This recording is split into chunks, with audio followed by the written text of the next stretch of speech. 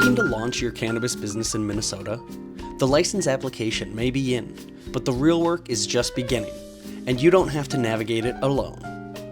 Jen Riza and her team at North Star Cannabis Consulting offer expert guidance on the next steps in the licensing process and how to build a successful and compliant business. Start with their free industry newsletter, then get strategic support tailored to your goals. Get professional guidance from a team that knows Minnesota's cannabis landscape inside and out. Contact North Star Cannabis Consulting today at northstarcannabisconsulting.com. Keeping track of your grow doesn't have to be a hassle. Meet Plant Track. That's PLNTRK, a tool built by Minnesota growers for growers like you. Track every stage of your plant with intuitive progress bars for each phase. Stay on top of your grow with text reminders for watering, feeding, and photos. And when it's time to log data, it couldn't be easier. Just scan a QR code or tap an NFC tag to instantly access your plant's details and updates. You can even log your interactions for one or all your plants in just seconds. Ask detailed questions with the AI chat powered by your plant's data and get the help that you need when you need it. It's free for up to 8 plants. Go to www.plntrk.com now and start tracking your grow.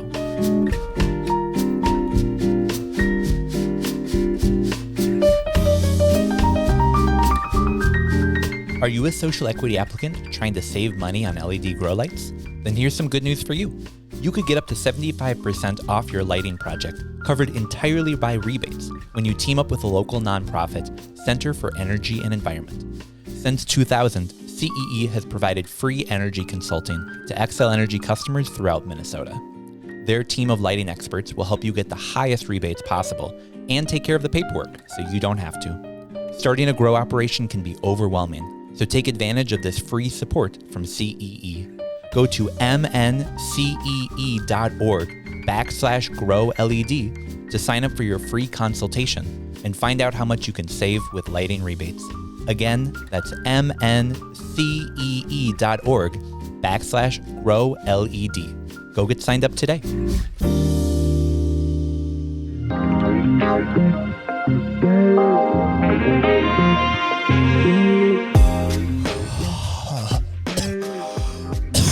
Jordan, how was your 420?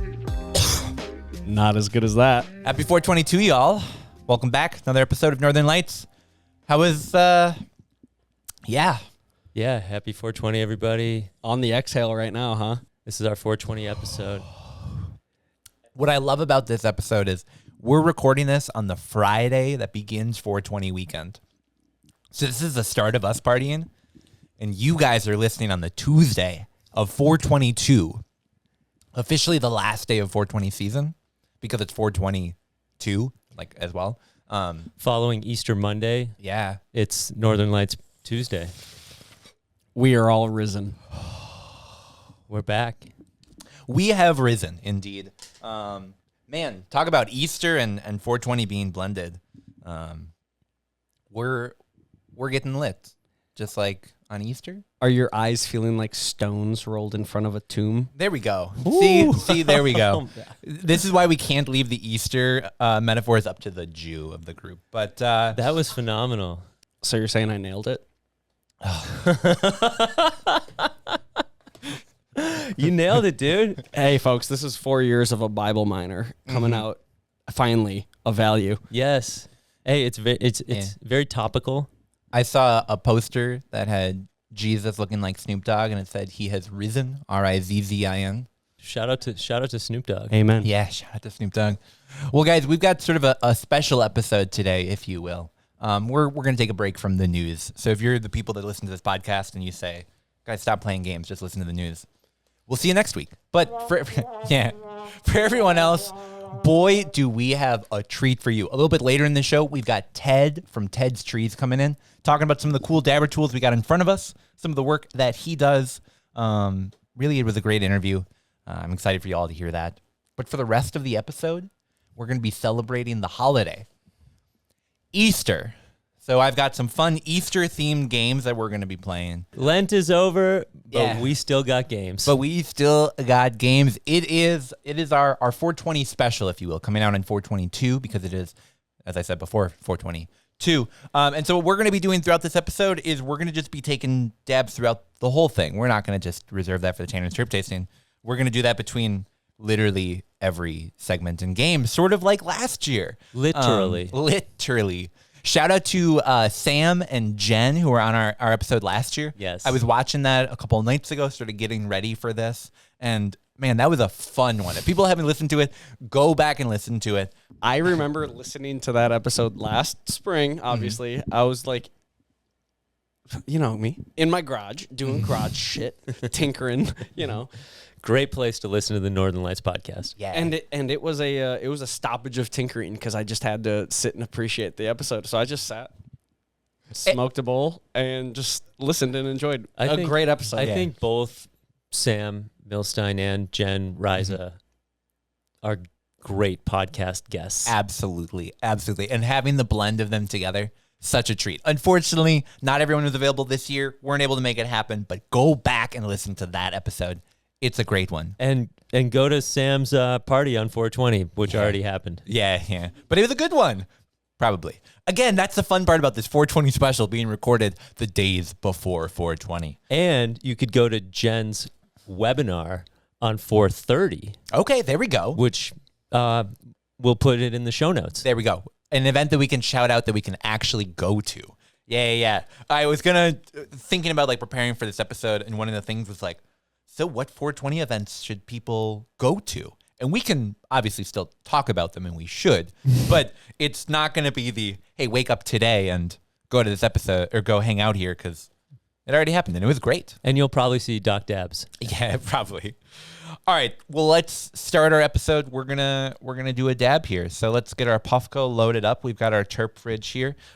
Steve, you want to reach in here, and you can choose out our first jar. Grab whatever looks of most interest or delight.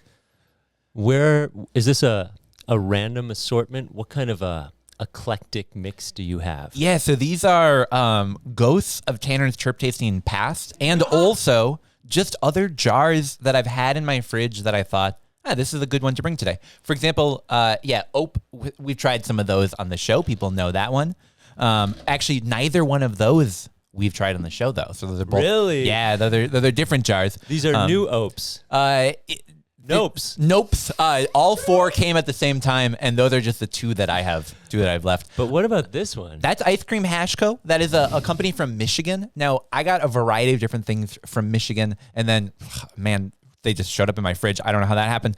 But what is cool is some of them just didn't really seem Tanner Chirp Tasting worthy. They just didn't make it to getting on. We sort of did the Michigan bit and then moved past it.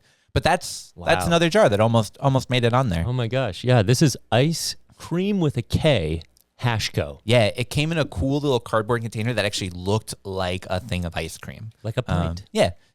That's some head cake. And what's cool about head cake is, as we were watching last year's episode, we did a bit where we read different Leafly reviews of strains, and the strain that Steve picked out was headband. And so, of course, you gravitate towards that one. That makes sense. I'm so excited. I'm so excited for this. So there will be dabs. Yeah. What about the game? Like high level. Where are we going today? Oh, all right. Yeah, I suppose we could talk about some of the games if you want. So some of these games are new. Okay. Some are classics. Some are others, if you will. Just a game-a-palooza over here. I can say we've got 4 games that we will be playing across today's episode. And then at the end, we're going to do a bit that we did last year, which is asking you guys to think about where we're going to be next 420. So the little preview, jump ahead towards that. But how were our predictions? We'll be listening to those. Yes. But the first thing that we're going to be playing today is a game that we love, an absolute classic, Real or Fake Strain Name. A tried and true. It came out for the first time last 420 episode. We're gonna be bringing it back today. But so we're going with the Ice Cream Hash Co. first. Perfect. We'll get a dab loaded up of that. We'll get that passed around, and then we'll get ready to play our game. All right. As we're getting this loaded, obviously it's in the future for us, past for the listeners. What are your guys' 419, 420 plans? What are you going to be doing? If I could just talk to Ice Cream Hashco for a second. Oh, for sure. I think the fact that we're starting with Ice Cream Hashco and we're about to play Name That Strain it just feels so good. I feel like I'm warming up nicely for Name That Strain with some Ice Cream Hashco. Absolutely. And you got to start every meal with a dessert, I think. As an adult. As an adult, you're allowed to. Therefore, you must. It's true. How's the garage? Oh, it is so swept. Dude, I sweep the hell out of that thing. No, actually, I'm so proud of you. Great question, Steve. Great question. I spent part of last weekend completely getting rid of junk. It was like a full cleanse of like just like, you know, like I'm a wood vulture. Like I just like goddamn right you are. If somebody's like, hey, I've got this whatever piece of lumber, I'm like, does it fit in my car? Thank you. Nice. And so my garage obviously is the victim of all of my wood vultureness. Wow, I've never heard that term before. Vulture, like I just like. In fact, I pulled a piece of wood out of here yesterday. I'm gonna turn it into it's like a countertop sized piece of chopping block. Like it's a valuable piece of wood. So here you go, my man. What's important is that we are going to be having a running bit throughout this episode, something new, which is our dab counter. It's going to be a little thing that's going to just say how many dabs we've done. So I'm gonna maybe like make a really loud sound every time we do a dab, building in a nice natural spike. So that way we can just see, wow, we've done lots of dabs. And this is dab number 2. True. doing. The Timberwolves are playing tonight. Hey, I am so excited. Like, again, I don't care about basketball, but I love the playoffs of whatever sport is on. Like, okay, we've got it down to the best of the best here. How's it going to play out? Although I don't understand how seeding works. Like, why does the best team play the worst team? Isn't like, I don't know, like, doesn't that just capitalism, my friend? I know, but it's like, wouldn't it like, okay, 1 versus 5, 2 versus 6, 3 versus 7, 4 versus 8. Like, does that make sense? I'm going to call you a socialist. And this is why I'm glad that you explained that, because I thought you said seating. S-E-A-T. And I was like, how does that not make sense? It's playoffs. Right. Same chairs. Yeah. No, you just take a seat. Wait, but before we get into the game, I want to know where you're going. we do have to ask, what are people's 420 plans? What are you guys doing over the weekend? What, or 419, 420? Obviously, this is a strange year with 420 being Easter. Not a holiday that everyone celebrates, but definitely sort of throw the crink in a lot of plans that people were hosting. I tell you, Sunday's not a great day to throw an event. No. Unless it's church. Yeah. Yep. Definitely a lot of, I'll be going to dinner with my grandparents. Which will be exciting. My wife is a horn player, so I'll be seeing her play in church, which will be exciting. But the amount of dabs that I will be doing on 420, I mean, let's be real, still probably pretty high, but not as high as it would have been like last year. I'm really looking at today as like the day that I party the hardest because to some degree, I'm working this weekend. Yeah, so I got an email from our friends at Island Peze, and it said, here are some of the plans that people have going on over the weekend. And I looked and I was like, holy shit, I know that logo. That's my boy Canna Connect. Yeah. What is that event? Do you want to talk about it a little bit? Yeah. You know, bundle. Oh, yeah. You know the song. Oh, yeah. It's my favorite song. And it's on volume 1 of the Northern Lights podcast and in Northern Lights YouTube channel. The bundle is a 3-pack, and it really takes people through their product spectrum. Cool. Flower, vape cartridge, concentrate. I like it because it's showing the market the potential of what they can do right now. And I think that's so critical, is like looking at 420 as a moment in time. And I haven't been inside their production facility since Lucky Leaf. So I don't know like the quality of the concentrates. but I can tell you the quality of the distillate and the quality of the flower. Very cool. And I think it's strong. I think it's good. And I think the flower for sure is only getting better as they bring indoor through their dispensary. I can also tell you that they're busy. Cool. That's really cool. I love having dispensaries that are open, and it's cool having a 420 unlike last year where, yeah, it was legal, and yeah, there were a couple of shops you could go to very limitedly. Now I feel like there's much more of that sort of for sale product available, not that far from the cities. And, it's interesting because medical can't advertise the same way about 420. I'm not on any of the medical email lists. I'm not a patient, but I should probably still be on the email list. But the idea is like those companies produce so much flower, and yet they can't approach 420 the same way because they're a medical cannabis company. But yet they're about to be on the inroads of traditional cannabis, adult use, legal cannabis. And it's like all of a sudden Rise is going to have way more. Rise's event budget in Minnesota this year, at least pre-legalization, adult use, is $10,000. Their entire Minnesota events budget. That's insane to think about. Like that, talking about where we're going to be next year at 420, I imagine that's not going to have. We just hit the hammer right there. Like that is the explosion that we're not ready for. Is even if you 10x that event budget, which is reasonable to say, they're going to have a lot more of a presence. Yeah.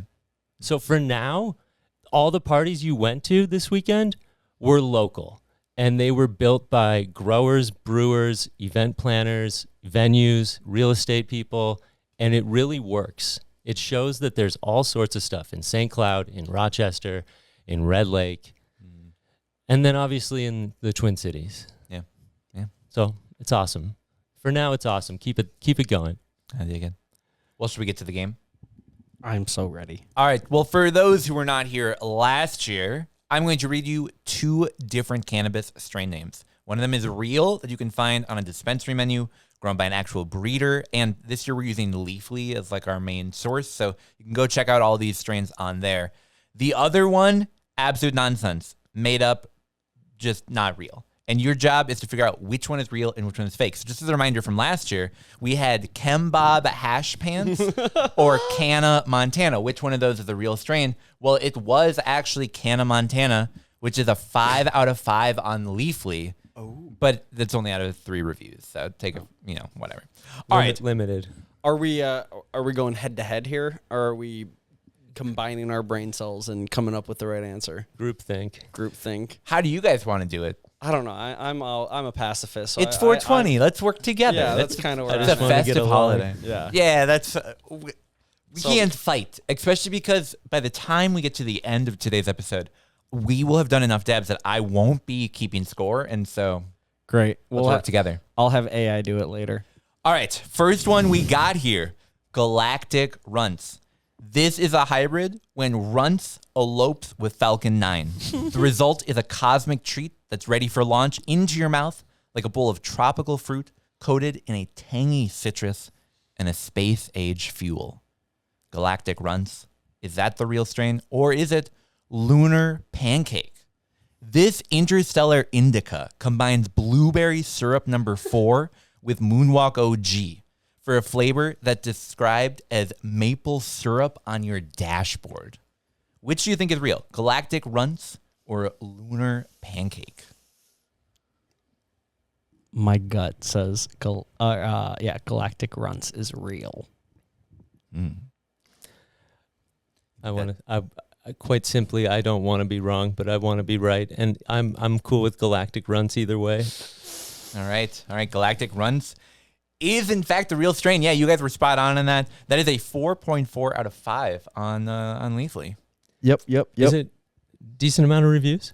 Yeah, I don't have the number in front of me. There was one that I did write down specifically that only had a couple of reviews. But yeah, the rest were all within that at least like 80 up to like a couple thousand range. Good job on the pancake. Yeah. I got lost in the sauce on that one. Definitely. I was like, okay, this tapestry of words is convincing. All right, well, here we go. Here's our next one. Next one is powdered hash puff. Powdered hash puff. This is flour. Yeah. So with dense trichomes and an aroma somewhere between a donut shop and hash resin, this strain leaves users glazed and confused. Or we've got jelly donut. This strain oozes grape, jelly, and berry flavors with a whiff of herbal spice, almost as if Grandma had spiked the jam jar. Which one of those do we think is real? Is it powdered hash puff or jelly donut? Cheeky grandma. Cheeky Grandma, she spiked that jam jar. Maybe that's a little... What are you thinking, boss? Jelly donut seems I need a minute. real enough. I feel like jelly donut is ringing true, but say just the name of the first one. So we've got powdered hash puff God damn. That's made up. or jelly yeah, donut. I think the first one's made up. You think the first It one's sounds like it's made up of Tanner. It sounds Probably. like Tanner's powdered hash puff. yeah, you guys are starting to come on to me. Yeah. 100 milligrams Jelly of Tanner. donut is real. That's a 4.3 out of 5 on Leafly. Hell Jelly yes. donuts. But shout out to Jelly Donut. Yeah, shout out to Jelly Donut. Another big one. Thanks, Jelly. Love your work. Alright. Is weed vegan? It's really good question. Technically, it's grown. It is a plant, so yeah. But when I started growing and learned how much plant or animal material goes into growing plants, wasn't a fan. But that's, I guess that's gardening. It's a story for another day. Let's talk about how earlier I discovered trees were a thing. This is like discovering how the world works. Garden and landscaping as a podcast. Yeah, there we go. I'd watch that. All right, Every Wednesday. Next pairing, joining our network. All right, we've got ice cream cake. Now, this strain is basically a wedding reception in a bowl. It's wedding cake and gelato number 3 crossed together, marrying their flavors for a sugary vanilla frosting and skunk. Or we've got banana biscuit blizzard.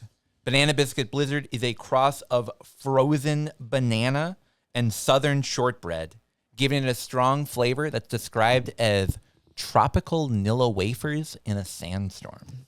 God, these are so good. Or snowstorm, excuse me, snowstorm. That's the... Can you repeat the strains? Yeah, we've got the first one was ice cream cake. The second one was banana biscuit blizzard. He's doing really well. These are great. These are great. Yeah, combos. yeah. This is the toughest one. Ice cream cake seems convincing. I don't believe in the BBB. All right. Ice cream cake is correct. Yeah, 4.6 out of 5. You guys are knocking us out of the park so far. Hell yes. Look at us go. All right, here we go. Moving right along. Next one, we got Obama Kush. Obama Kush is an indica fit for a president. A diplomatic blend of Afghani and OG Kush that delivers change you can believe in. Or we've got Biggie Smalls OG. Biggie Smalls OG said to be ready to hypnotize. This cultivar blends East Coast Sour D with LA Confidential to lay down a loud, citrus, heavy funk and a high so smooth it drops bars in your brain. One of these is real? One of these is real. Yeah. One is a real strain. I'm going to say Obama Kush. You think Obama Kush is the real one? I'm gonna agree with my partner here. Man, you guys are killing it today. Yep, Obama Kush is real. Yep. 4.4 out of 5 on Leafly. Wow. Yeah, that's the real one. Be the change you want to see in the world. Be the change you want to see. All right, here we go. Next one, moving right along. We've got Dr. Grime. So this is the evil twin of Mr. Clean. Dr. Grime mixes sour mold and pine funk from Mars to bring a flavor described as a pine lemon peel left in a gym sock. Delicious. Wow. Or you've got perhaps the much greater and positive twin, Mr. Clean. Mr. Clean is a cross of lime, skunk, and the cube, bringing smells so fresh and so clean, you might think it's Lemon Pledge. But if Lemon Pledge made you creative, super chatty, and ready to dance with your vacuum. So which one? Is Dr. Grime the real strain, or is Mr. Clean? I think Mr. Clean is real. I think Mr. Clean is real. Oh, God, you guys are killing it today. Did we just 4.6 out of 5. We've got a couple left. Holy. I'm gonna see if I can try to trick you. All right. Okay. Let's I think we're like 4 for 4. Yeah, right now. yeah. We need one more. So We Mr. need one Clean more. was a 4.6 out of 5. Yeah. All right. Next one wins it. All right. Next one. Blue waffles. Blue waffles. Despite the infamous internet myth, Huh? blue waffles is a strain that is far from gross. In fact, it's delectable. It's guava runts and moon bowl. This sativa-leaning hybrid serves up a fruit salad of flavors. Blue waffle. All right. Or we've got 2 girls, 1 nug. No. All right. So banned in 3 states, this strain combines gushers and forbidden fruit, leaving a strong fruity funt, followed by an overwhelming discomfort and the urge to maybe delete your search history. Which one of those is a real strain? Is it blue waffles or 2 girls, 1 nug? Blue waffles is crazy. Oh, can I go home? I would encourage people don't Google either of these No. strains. One of Nope. them you can actually find on Leafly. Which one? No, I'm voting. 2 girls, one is. I can't sign. I can't co-sign that. That's fake. That's fake. I was going to say the same thing. Blue waffle's real. You guys, We win! We win! Blue Waffles has a 5.5 out of 5. Man, that is a 100%. Dude. Holy sheesh. If this were grad school, we'd be set. This is a class. This is a credit. This is Yeah, the yeah. Minnesota yeah. Cannabis College. You guys have won at least 1 college credit from the Minnesota Cannabis College. Before we get sued, I need to make clear we're not in accredited colleges. But if we were, you guys have the credit. Professor Gained it. Jordan. Professor Jordan. I'm a student of the game. Wow. Good game, guys. That was great. I'm impressed. I wasn't able to beat you even once. Wow. Wow. Well, so here's what we'll leave for our audience. Put it in the comments below. Which of these is real? Is it WAP number 3 or titty sprinkles? One of those is a real strain. Put it in the comments. Which one do you think is real? Or maybe don't, because it might get that comment deleted. All right. Well, let's move on. We're going to take a short break, and then I think we should do some more dabs. We should play another game. And I just saw dabs. keep rolling with 420. Oh, the good doctor is here. All Stay right. tuned. We'll be right back. Attention all Minnesota cannabis lovers. Put down your joint, bong, vaporizer, or whatever else you're currently holding while you're listening to your favorite podcast, and mark your calendar for the 2nd annual Doobie Dabbler Cannabis Festival, happening September 5th and 6th at Seavers Fall Festival Grounds in Shakopee. This 2-day festival is a cannabis lover's dream, featuring over 100 acres of vendors, artisans, industry pro seminars, live music, food trucks, and the wackiest and wildest activities your stoned imagination can come up with. Doobie Dabbler is the can't-miss cannabis party of the year. Come join thousands of your newest buddies in celebration of the ever-growing Minnesota cannabis culture at Seavers Fall Festival Grounds in Shakopee, September 5th and 6th for the 2025 Doobie Dabbler. Tickets and more available at doobiedabbler.com. Doobie Dabbler, Minnesota's great green get-together. Must be 21 years of age or older to attend. Powered by the teams behind Beer Dabbler, Ferris Joy, and Hunt Atkins.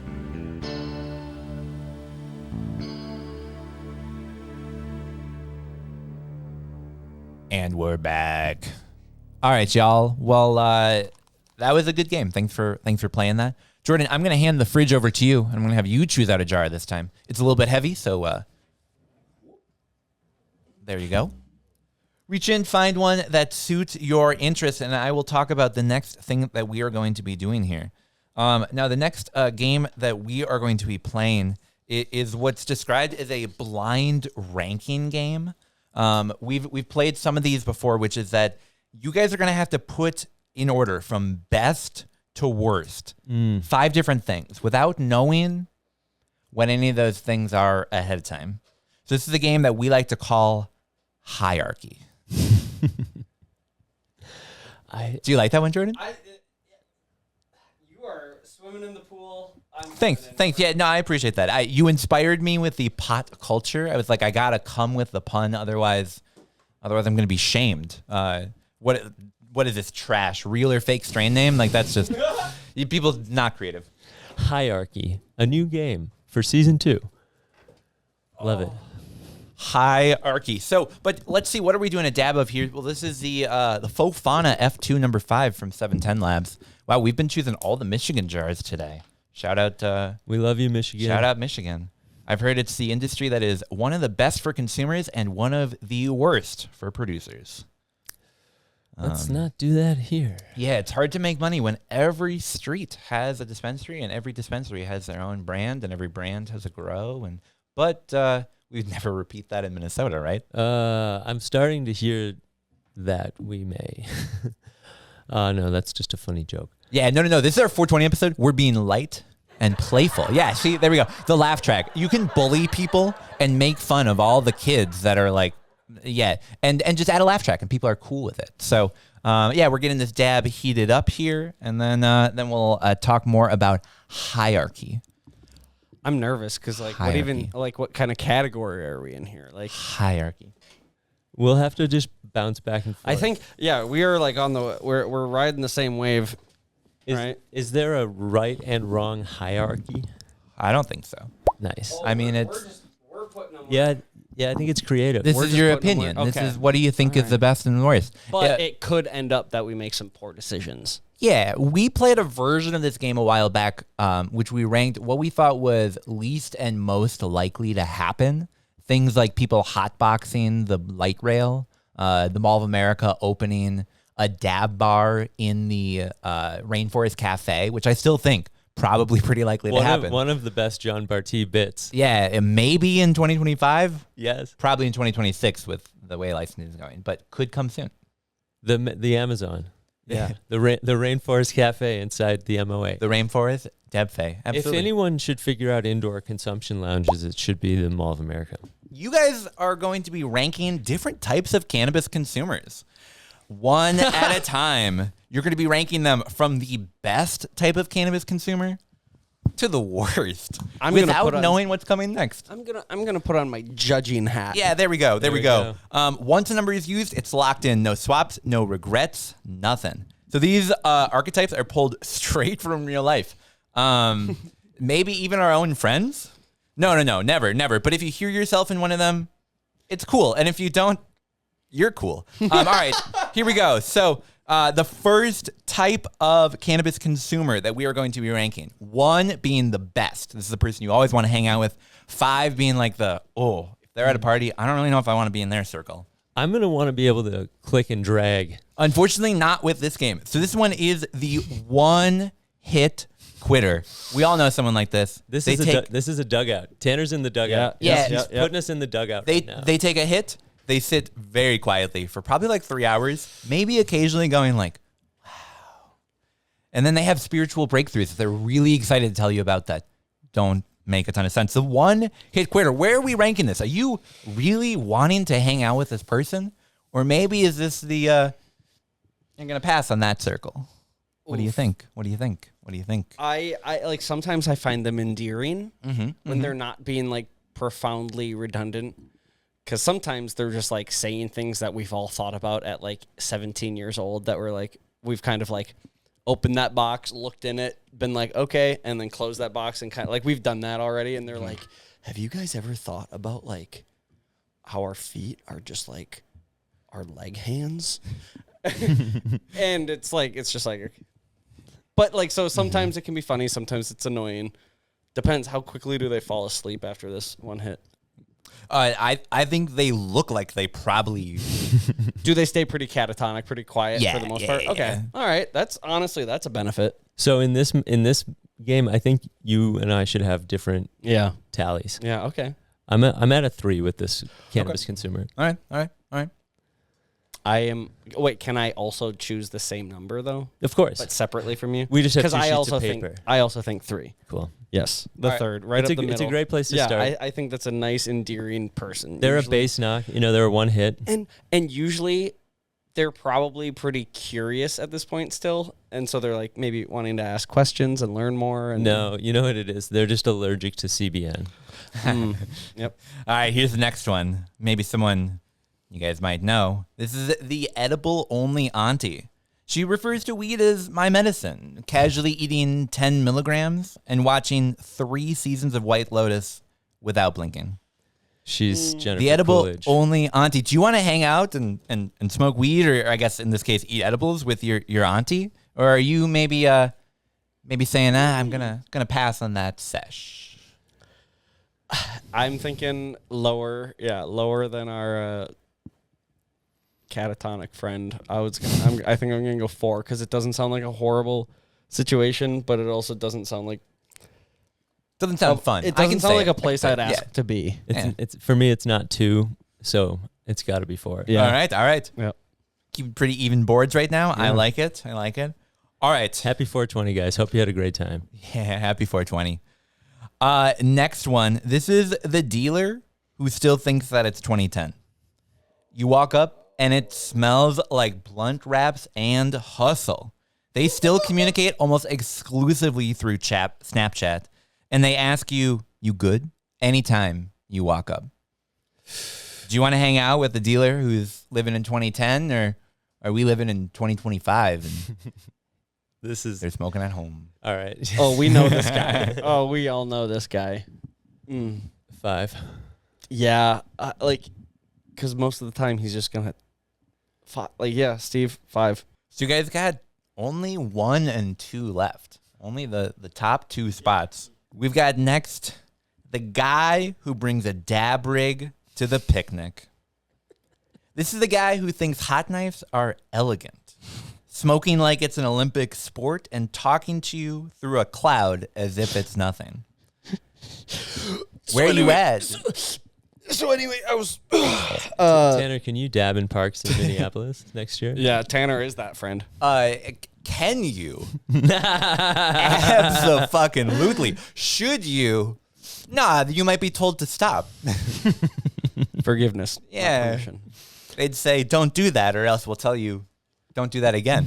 Where are you guys? Is this number 1 for you? Are you most likely to hang out with this guy? Or are you thinking, maybe there's someone else who might be a bit better? I'm gonna go 2 because this is also a very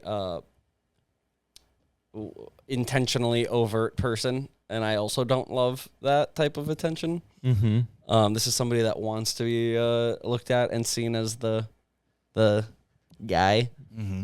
and I also don't love feeding that fire. So I'm gonna go 2 on that guy. I like that. I'll go 1. All right. For me, this is number 1. I'm not doing a lot of picnics. If I did, I would love for that guy to be there with us. Sitting down in the grass, blowing grass through hash. You, me, and Meg all just hanging out. That could be fun. All right. Final one. This is the cannabis podcaster. They can't just enjoy a good thing. They have to turn it into content. No! They think rolling a joint while quoting Carl Sagan on camera is a pretty cool personality. And Jordan, you are most likely, you are so excited to have that guy as part of your circle, which I'm excited about because guess who you get to hang out with on a pretty regular basis, my dude. Shout out to Dabbler Depot. Shout out to the Dabbler Depot. Seed and Sesh. Seed and Sesh. Love being here in the studio. Well, that is hierarchy. Now, I played this at home with my wife, who is the rat who tries all of our games first, and she played this and only had spot number 5 left over at the end.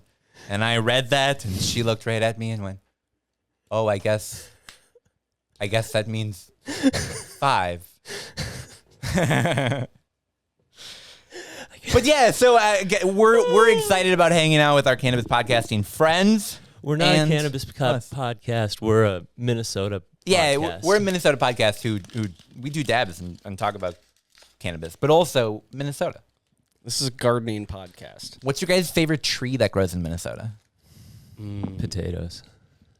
Can't disagree with that one. Yep, potatoes. Yeah, With the amount of things that I've been learning about trees today, if you came to me and said, Tanner, I got to tell you, the tuber is actually part of the tree family, and you're eating what is part of it, I wouldn't. Well, okay, we can, maybe the doctor can correct me on this, but Talk about Ted.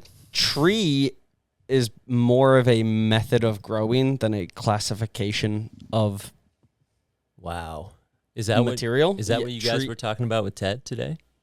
No, but we could have. We did talk a lot about different types of trees because a shrub can tree out. Like treeing is a method by which something grows. I think we've been talking about it enough. We got to check in with the good doctor and see what his thoughts are on trees. So how about we take a short break? We'll come on back. We'll take some dabs. We'll play some games. We'll keep our 420 party going. We'll be right back.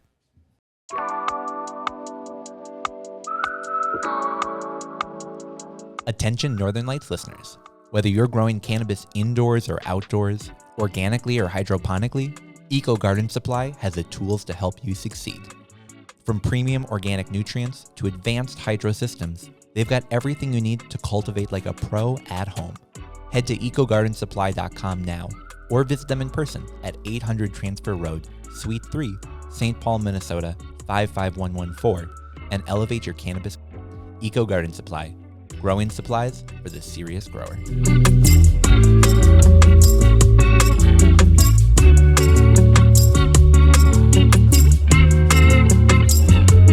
Ever felt like running a cannabis business means running in circles just to get basic banking?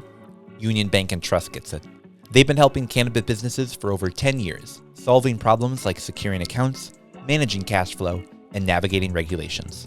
No more jumping through hoops, no more runarounds. Just straightforward banking solutions built on trust, integrity, and performance. Check out unionbankandtrust.com today. That's unionbankandtrust.com.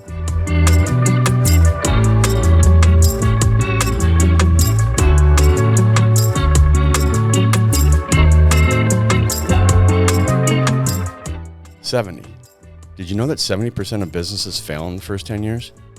And the number one reason they fail is because they run out of cash. Hi, I'm Dave Woodbeck. I'm the managing partner of Dope CFO. At Dope CFO, we help cannabis business owners beat the odds by providing financial leadership. Yes, we handle bookkeeping, accounting, and taxes, just like any accountant. But as one CEO recently told me, the last thing I need is another accountant. I need a partner who can help me achieve financial success. So take the first step towards financial success. Scan the QR code now to start your free self-assessment.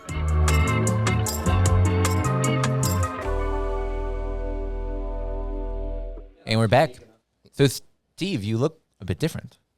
Oh, yeah. No. Super excited to be here with the good doctor. How's it going, man? It's going pretty good.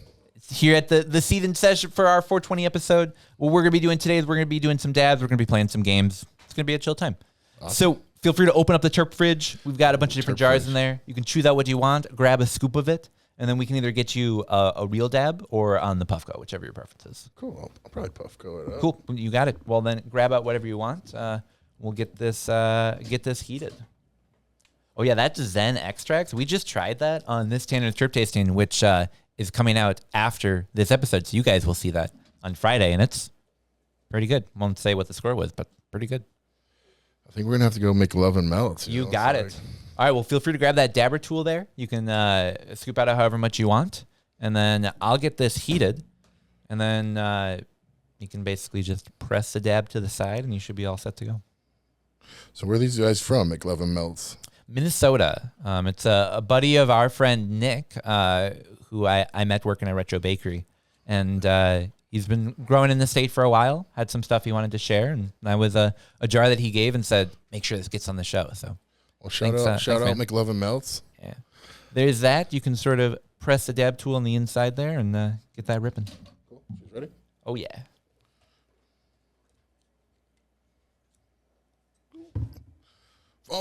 Fumble, party foul, dropping the dab tool. But thankfully, you had already gotten the dab off. So we're here. We're playing some games. But the next one is actually not really a game, more of just sort of like a fun activity, if you will. Sometimes there's the lessons that you have to do in class where it's like, I need you guys to fill out this worksheet at the end. And sometimes we're We're just doing something to all have an experience together, and it's Right. gonna be great. Okay. And this is something that we did on last year's 420 episode. And it is based off of a podcast that I really like called Beach Too Sandy, Water Too Wet. Their whole premise is they read Yelp reviews, just funny Yelp reviews, and that's it. Now we have Leafly, which we used for one of our other games. They also have reviews of a bunch of different strains, and I don't know if you guys know this, but stoners, they're weird in how they describe things. They're also weird in how they rank things. In that, out of the 10 system, nothing really drops below like a 6, which I didn't really understand until we started Tanner's Trip Tasting. And we haven't had a single thing drop below a 6. And it's like, oh, yeah, because there's not really bad weed. There's Right. really good weed, and then there's good weed. And It's like asking, oh, which one of these French fries is a 5? Yeah. It's a French fry. It's going to be at least an 8 all the time. And if you smoke mids, I don't know if I'd go on and review and be like, that strain sucks. Whereas if I had a great experience with something, I'm telling that story. Mm-hmm. So we dug through the archives. We've got a menu here of some of the most popular strains that you've heard of. Things like Alaskan Thunderfuck, Maui Wowie, Durban Poison. Just some of the favorites. What you guys are going to do is flip through, choose out, one or two that you might be interested in, and then we're going to have you, without any prep, just read that review. And you have to read it as it is written. So if there's spelling errors, you read that error. Got it. If there's no punctuation, you're reading all the way through. This is we're reading them true to culture. So I'll hand that stack to you. You can choose out one or two that you want. I'm going to get another dab ripping here because it is 420 and we're allowed to. 438. Oh, all right, yeah. It's a little after 420, which means you're allowed to. Fair game. Yeah, perfect. You can hand the stack over to Jordan. Jordan, feel free to choose out what you'd be most interested in. Hopefully there's a strain or two that maybe have suited your fancy before, and you're like, oh, I could see being interested in that one. And no peeking yet. No peeking. Oh, no, you're good. You're good. I feel like the teacher being like, you're not allowed to flip over the piece of paper. Have I told you guys I used to be a teacher? No, I'm just kidding. I just got to get that in at least once per episode. Where? We did it. Middle school teacher. Yeah. All right. I wasn't doing dabs in the classroom, though. Just need to make that very clear. But with the Puffco pivot, you could have. I could have, but I wouldn't have. But I could have, but I wouldn't have Department of Education, but I could have everyone else. Puffco sponsored the show. Puffco sponsored the show. Yeah, the pivot. Imagine that ad. You got the teacher in front who's so upset at his students, and he just turns around. Well, here's Sally. Actually, that's a great question. Let me tell you why. Although, could you imagine that day as a teacher during the the star terrarium or whatever it's called, the planetarium? The planetarium day, or even the parachute day. I was social studies has a lot of positives, but no fucking parachutes, no planetariums. Maybe I should have been in a different department. Hey, Although I had globes, I like those. the grass is always greener. Yeah. Speaking of grass, we do have to come back to that tree question. We didn't forget it. We're just putting it on pause. Yeah. We're just building suspense. All right. We'll have you go first. So I saw you sort of starting to open one. So what strain do you got there? I've got Alaskan Thunderfuck. All right. So go ahead and open it up. The strain will have a rating, what it was, and then go ahead and give it a read. So we've got a 5-star. They felt aroused, creative, energetic, and euphoric. All right. Leaping caribou, Batman. If this bud doesn't embody the cold, rugged, wintry majesty that is the Alaskan wilderness, then I don't know what is. With notes of pine trees and freedom, this kush is optimum for whitewater rafting, eating a raw salmon, fighting a bear, or a combination of the three. Would you ride a dog sled for miles in the dead of winter to get a hold of this weed? As in the word of the Eskimos, this is some Taknox Quawix. So good. So good. These reviews are just like totally that's just vibe based. Yep, They're all absolutely. no structure, just total vibes. Yeah, no, that was good. You could tell that person, they enjoyed that. That was a positive review. Yeah. 33 people found this helpful. Dude, fighting bears. So good. I Eating find raw that salmon. helpful. Yeah. All right, nice. Thanks for reading that one. All right, Jordan, which one did you grab? I'm gonna start with GG4. Oh, GG4. Yeah. We might call that strain Gorilla Glue, but we wouldn't because then we might get sued. But probably people have heard Gorilla Glue reference towards weed, maybe in like every rap song. But all right, here we go. Let's see. GG4. 5 stars. Feelings of creative, energetic, euphoric, and focused. Oh. Instant favorite, most potent. This is the bee's knees, man. Instant head fry from this overly tricky strain. After some hours, you get hit hard by the body stone. So make use of your clear head while you can. Did I mention potent? Smells and flavors of coffee / chocolate are more prominent with an ever slight chemi lemony zest. There we go. Stinky doesn't do this strain justice. I can't think of a better name than Gorilla Glue. Maybe drying cement? Oil-based epoxy? I don't know. This is just so insanely sticky and, oh yeah. 334 people found that helpful. Wow. Yeah, that was a good one. I like that. I'm trying to get into the mindset of these people. Yeah, like, you like to use caps and that many of the same letter. because that wasn't just like a caps lock yell. Like that would have just been like elevated. Like, oh. Yeah. That was like many O's in a row. That was a scream from the hilltops. Yeah. Oh my. Yeah. Well, I'm going to be reading Maui Wowie, a classic strain. This is a 4 out of 5 stars. So, okay. Flavor, Maui. Effect, Wowie. 467 people found this helpful. That's my kind of review. I like that. Yeah. Yep. Concise. Yeah. What did it taste like? Maui. What did it feel like? Wowie. What does Maui taste like? I feel like it's mostly vegetation, Yeah, it's got some but like fruitiness. yeah, some sweetness, sandy, Yeah. grittiness. Unctuous. Yeah. Maybe some unctuosity to it. Unctuosity. Yeah. All right. Let's move on to our next envelopes. What do you got next here? Got another classic, Northern Lights. Northern Lights. What? One I've my heard of that one faves. before. We've got another 4-star. Aroused, creative, euphoric, and focused. I just smoked a joint of Northern Lights this morning, and I am deed high as fuck. So with that out of the way, I'll try and leave somewhat intelligible review. Holy shit. I don't know if that makes sense. This is very potent, and I'm a new smoker. Over Thanksgiving break, I stopped for a week, and now my tolerance is back at day 1. This feels a little bit psychedelic, like a baby drop of acid. Like, I feel pretty awesome. You guys are laughing at this post, aren't you?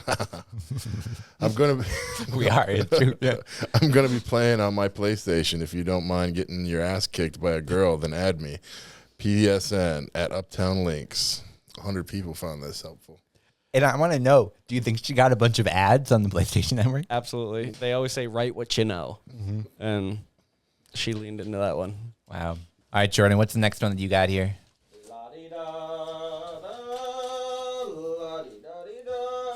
Doom, doom.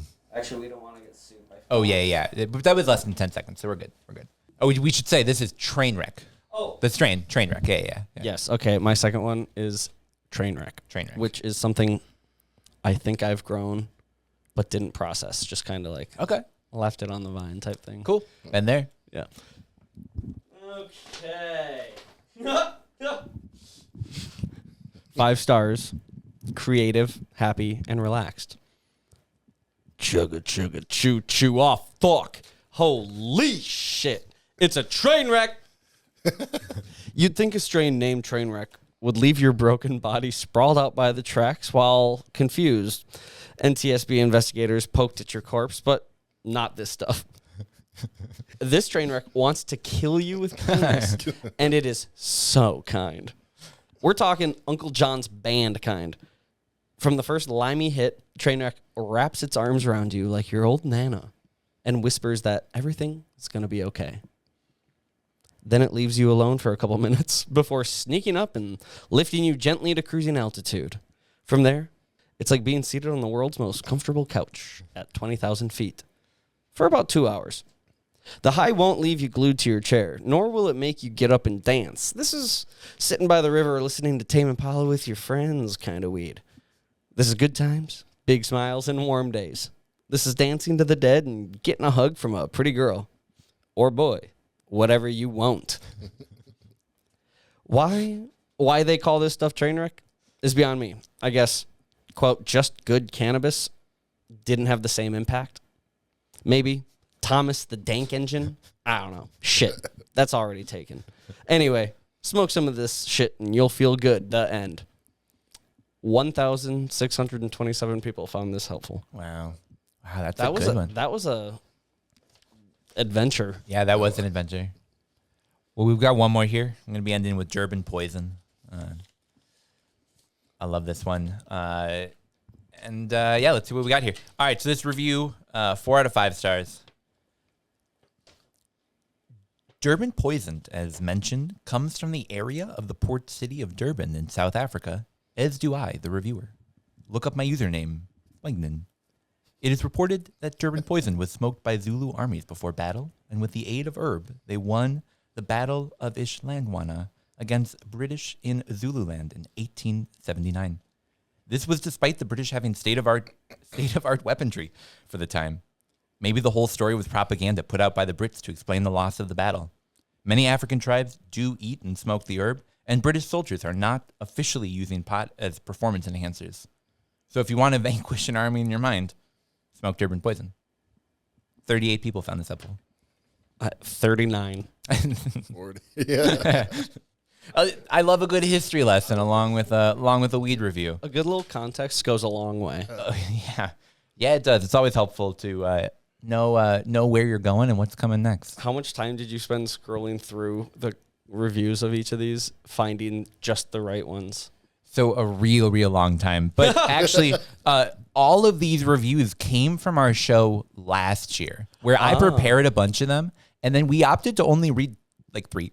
Oh. And then I was like, oh, but these are really good. I'm going to put them in the archive. We'll save them for another game. And then we were playing games, and I'm like, eventually we'll roll it out. And then we just never did. So now it's 420 again. Felt like a good time to grab the envelopes that had literally been sitting on my shelf for an entire year. And there we go. That's next year's prompts right there. That's next year's prompts. Maybe a couple extra that we'll find along the way. In fact, if you want to submit a review, go to Leafly or something. This game brought to you by Google Docs. By Google Docs. Yeah, saves your shit for a long ass time. All right, we're going to do another dab and then play another game and see where things go. Should we take a short break? Might as well. We'll be right back. Ready to kick off your home grow?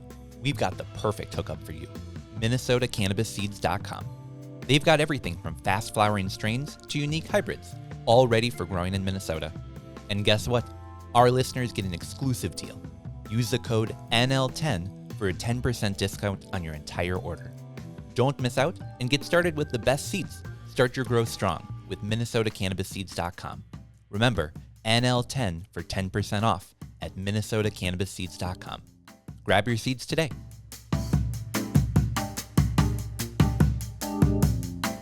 And we're back here in the studio with Casey of Natural Harvest. How's it going, man? Hey, Tanner. Thanks for having me back again. Super happy to have you back in the studio. It is another month. It is April. We're getting so close to that outdoor season being real. And now it's another month, which means we got another seed box. Tell us, what do you have in store for us this month? Yeah, so this month, exciting one, Northern Lights Auto. What?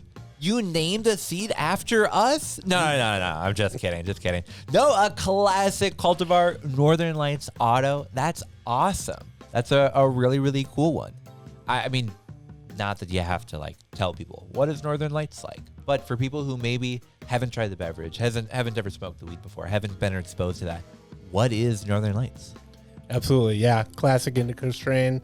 kind of one of those everybody knows about. The auto variety is mixed with lowrider, so kind of get some of those genetics too. So I exciting love one. it. Yeah, I think you get like a little bit of a berry woodsiness to it. Northern Lights is one of those cultivars that I keep coming back to. I haven't found a bad iteration of it yet, so I'm stoked. And an auto plant. For people who maybe have never grown an auto flower before, tell us a little bit, what is it that makes it that auto flower? What does that mean? Sure. Yeah, the nice thing about the auto flower, it's a little bit easier. You don't have to worry about changing your light cycle. So you can just kind of go about, your normal grow and not really think about that. So it takes a step out of the equation, especially for new growers. Also, as we're going into the summer, a lot of good reasons, get something planted early here, hopefully. Yeah. We have some good weather coming up. And another, real positive outcome is that if you do something early in an auto, you kind of avoid that cross-pollination, right? Like Absolutely. all that ditchweed that's around there in October, you're going to be done like curing your plants already. So Yeah. And I feel like before we know it, it's going to be time for those plants to be outdoors. Where like, if you haven't started your seeds yet, really consider doing that now, because you want to be able to take advantage of that full season, not just get your seeds out and get a month or two. right, yeah, and avoid some of those pests and deer and things like that. Rabbits that just like to munch on your plants when they're tiny little things. So All of get that. a little bit bigger before they go out. Totally.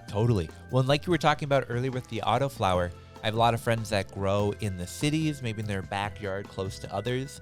Those photosensitive plants are great, but sometimes, depending upon the lights around you, are a bit more finicky. What's nice about those autos is you can just throw them out, know that as long as the sun is doing its thing, the plant's going to be doing its thing. Yeah, absolutely. I know, like in my neighborhood, everybody has a light over their garage, and that thing's coming on all the time. Every time some, critter comes walking down the driveway or Yep. whatever, screwing up your light cycle. So Yeah. yeah, it's the way to go. Awesome. Well, so people have probably been listening. They're thinking already, oh, this is the seed I need to try. I've heard of Northern Lights. Now is my opportunity to grow it. Where would you recommend that people go to get those seeds? Yeah, come check us out, MinnesotaCannabisSeeds.com. Very cool. And people can get these, of course, in the seed pack. But you guys also have a monthly subscription. People can sign up for and get seeds like delivered to their doorstep every month. Is that right? Yeah, it's kind of a set it and forget it, right? Choose your level and wherever you want to be, and you'll get a new set of genetics every month. That's awesome. I feel like I have so many like unneeded subscriptions that every month it's like, oh, I got to make sure to cancel that. This, however, is one of those that I feel like very, very important enough. Yeah, never hit that cancel button. Never.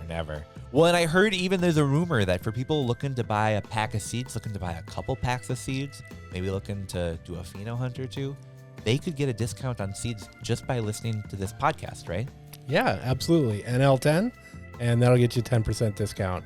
Sweet. So we'll go to MinnesotaCannabisSeeds.com. I'll scroll through. I'll fill up my cart. I'll go to checkout, enter NL10, and get that 10% off discount. Absolutely. That's pretty cool. Awesome. Well, Northern Lights, I'm excited to see people grow that. If you've got great pictures of your Northern Lights auto grow, send them in. We'd love to put them on the podcast. That's a fun pack of seeds to get growing. Absolutely. Awesome. Well, Casey, thank you so much for coming in the studio today. As always, I cannot wait to see what you have in store for us next month. Sounds great. Thanks for having me, Tanner. Yeah, we'll be right back. All right, and we're back. Now we're going to play another game in just a minute here. We're going to get another dab. But first, Clem, I got to ask you, I'm going to give you two different strain names. One of them is real. One of them totally made up. And I want you to tell me which one of these is a real strain name and which one of them is not real. So the first one you got is Purple Panty Dropper. This is a three-way cross of Purple Haze, Oregon Grape, and Maca Sudden Mist. Purple Panty Dropper is named for its deep purple hues and supposed aphrodisiac effects. Or we've got Lavender Red Thong, a cross between Lavender Kush and Pink Panties. Lavender Red Thong offers a bouquet of floral aromas layered with a subtle red licorice musk. Which one of those do you think is a real strain? Go Purple Panty Droppers. You would be absolutely correct about that. Yeah. 4.3 out of 5 on Leafly. Purple Panty Dropper is real. Yeah, nice. Man, I haven't stumped a single person today. That's Yeah, I think you're 0 for 6. Or I'll get you guys next year. But first, let's do another dab. Clem, you want to pick another jar out? We got some Ope solventless. We've got some stuff from Michigan. Is Ope a local cat? Yeah, Ope is, I believe, locally grown, and I know locally processed. Some people might have heard of our homeboy Trusted Farms before. If that name means anything to you, he is the guy that I believe is washing all of Ope's stuff. We got GMO Pie and another one. Yeah, let's go. This is Super Boof. How could I have forgotten what the other one was? Tragic. All right, let's get the Puffco loaded up here. I made a cardinal sin, which is that I didn't wipe it out with a Q-tip beforehand, so we're just gonna heat it up and I'll swab it, and then we'll start from square one. All right, so the next game that we're gonna play, I think I've played with you before, but I can't recall if this was something that we did together at. Oh man, the weed conference that just happened not that long ago. The Lucky expo, Leaf. Lucky Leaf. Thank you. This is a game called Word Salad Strain Name. We're gonna give you a variety of different words. You're gonna have to string them together into a strain name and tell us what you think it might taste like, or smell like, or Pretend grow it- like. Pretend it's a real strain and Yeah. actually give write your own Leafly review Yeah, exactly. of this imaginary. So there, I'm heating that up for you. So when it vibrates, you can press that to there. Yeah, let me find my cue card so I can read the right thing. Boom, boom, boom, boom, boom. Haha, it was inside the green folder. It's always inside the folder. It's always inside the green folder. People can tell that we're a couple dabs in at this point. I don't know what the ticker is up to at this point. I don't even know if we're still doing the ticker, but we were doing dabs. We were supposed to do a ticker. I'm just kidding. I know it. Future me will do it. I actually think it would be a really funny bit if we kept referencing the ticker and the audio listeners were like, wow, I wonder what it's up to. And the video listeners is like, there's nothing. What are you guys talking about? So don't say anything to the people in the audio version. Yeah, They still think we got the ticker going. And it's at like 47. Man, we've just been killing it. It's like when the girl walks in and you're doing push-ups and you go, 1, 2, 98, 99, 100. Oh, shoosh. Another 100. Except actually in this case, I wouldn't mind doing all the dabs. Right. All right. So here's what we got. We've got 3 different envelopes. We got 3 different categories. We got adjectives, we got foods, and we got animals. You're going to reach into these envelopes and pick out one little piece of paper from each of them. You're going to string it together and figure out what the fuck would that smoke like. Let's do this. So here, we'll sort of rip them open a bit. We'll hand you over the first category of animals. Reach in and grab an animal. And then we'll hand you the food. Reach in and grab a mysterious food. And then finally, we're handing you the adjectives. Were you guys Schoolhouse Rock listeners as kids? Only when made to. Oh, okay. You not just for fun? You didn't have the DVD? Oh, I had the DVD. All right, so here we go. Let's jump in. So food, animal, adjectives. Clem, you were given one of each. Let's see what you have and what it might taste like. So I've got resurrected, Oh, all right. Resurrected. stoner, Stoner. Okay, all right. jelly bean. Jelly bean. All right. Put them in any order you want. What do you think that might smoke like? Are you allowed to change the tense of words like resurrected to like resurrecting? Absolutely. I'd even argue you could probably change stoner to stoned and still be in line with the vibe. I go resurrected, stoner, jelly beans. All right. What? So Clem, you've come with this jar of resurrected stoner jelly beans. What does that taste like? Tell me more. It tastes like, I guess this year's 420. Okay. It's, we've resurrected this stoner from the dead, Okay. All right. I like it. and it tastes like the jelly beans that were in his pocket. There we go. So it is funky, but a little sweet too. Musky, some Earthiness. Yeah. Unctuous. It's a little like Earthiness from a Red. damn Oh, cave. man. I like that. I mean, I got to be honest. I'd probably try it. Yeah, I mean, hey. If you came to me in a joint and I'm like, what is that? Oh, it's resurrected stoner jelly bean. I'd be like, all right. 4.5 out of 5. Pretty good. Pretty good.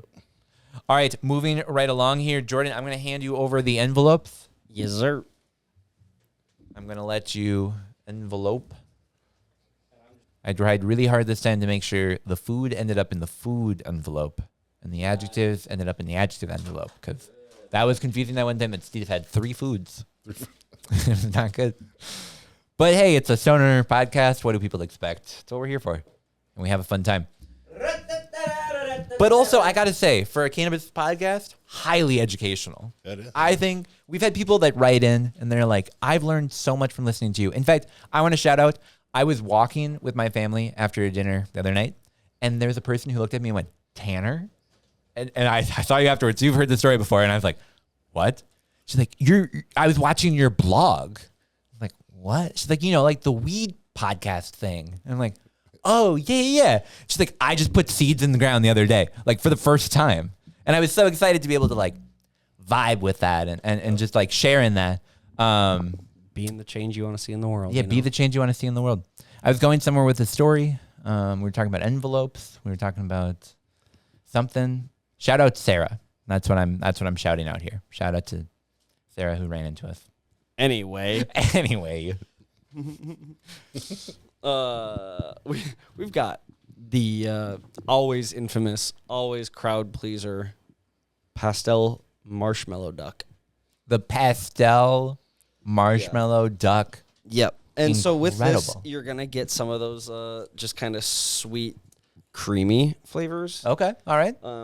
But you're also like algae. Like Yeah. kind of lake gunk, Just a little bit of that gunk. Smug. In like a positive way? Yeah, Okay, no, like yeah, that, for it's sure. that dankness. Yeah, I like but it, I it's like it. Specifically like lakefront dankness, Oh. not like forest floor dankness. There's a different I'm here for it. there's a different gunk to it, I like it. So yeah, pastel marshmallow duck. It looks calm on the surface, but underneath paddling like hell. Wow. Very heady. Yeah, very heady. Yeah. In like a good way. Yes. Like, yeah. like anytime I see pastel ducks, I'm generally not like, oh, that tastes great. But this sounds This is more like your peeps, not Yeah. like a chicken, but like a it's Like the can- It's like yeah. a pink duck. Happy Easter. All right. We got our homeboy Kale in the house. Shout out Kale. What 3 words did you stumble upon here? So Oh, you got to get real close to Jordan. All about. Oh, there we go. All right, here we go. So I pulled the infamous strain of the sacred lamb pickle. Ooh, sacred lamb pickle. All right. A very unctuous strain, as it has been described. But the sacred lamb pickle comes from what I assume to be a Middle Eastern origin. Yeah. And it leaves your mouth with kind of like a sour, kind of a dill kind of taste to it.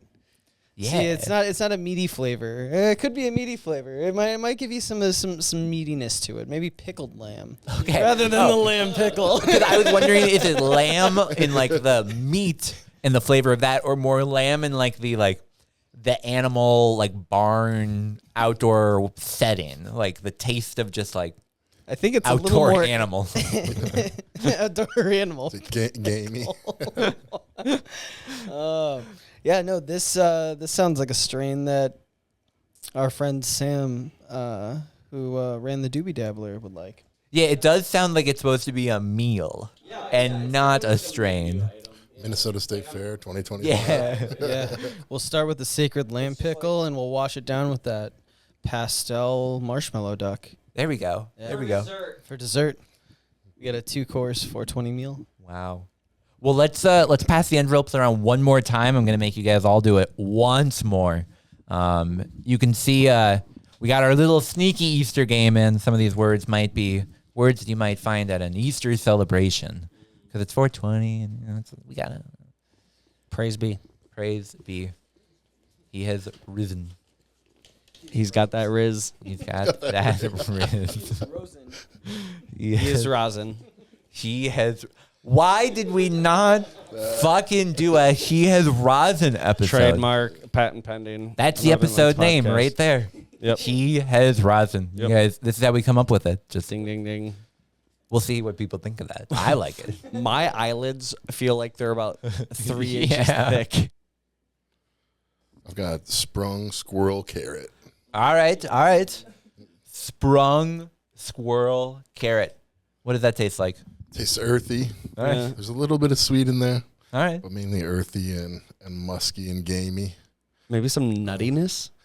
Some nuttiness. some It's probably nuttiness in there? It's lean. Feels lean.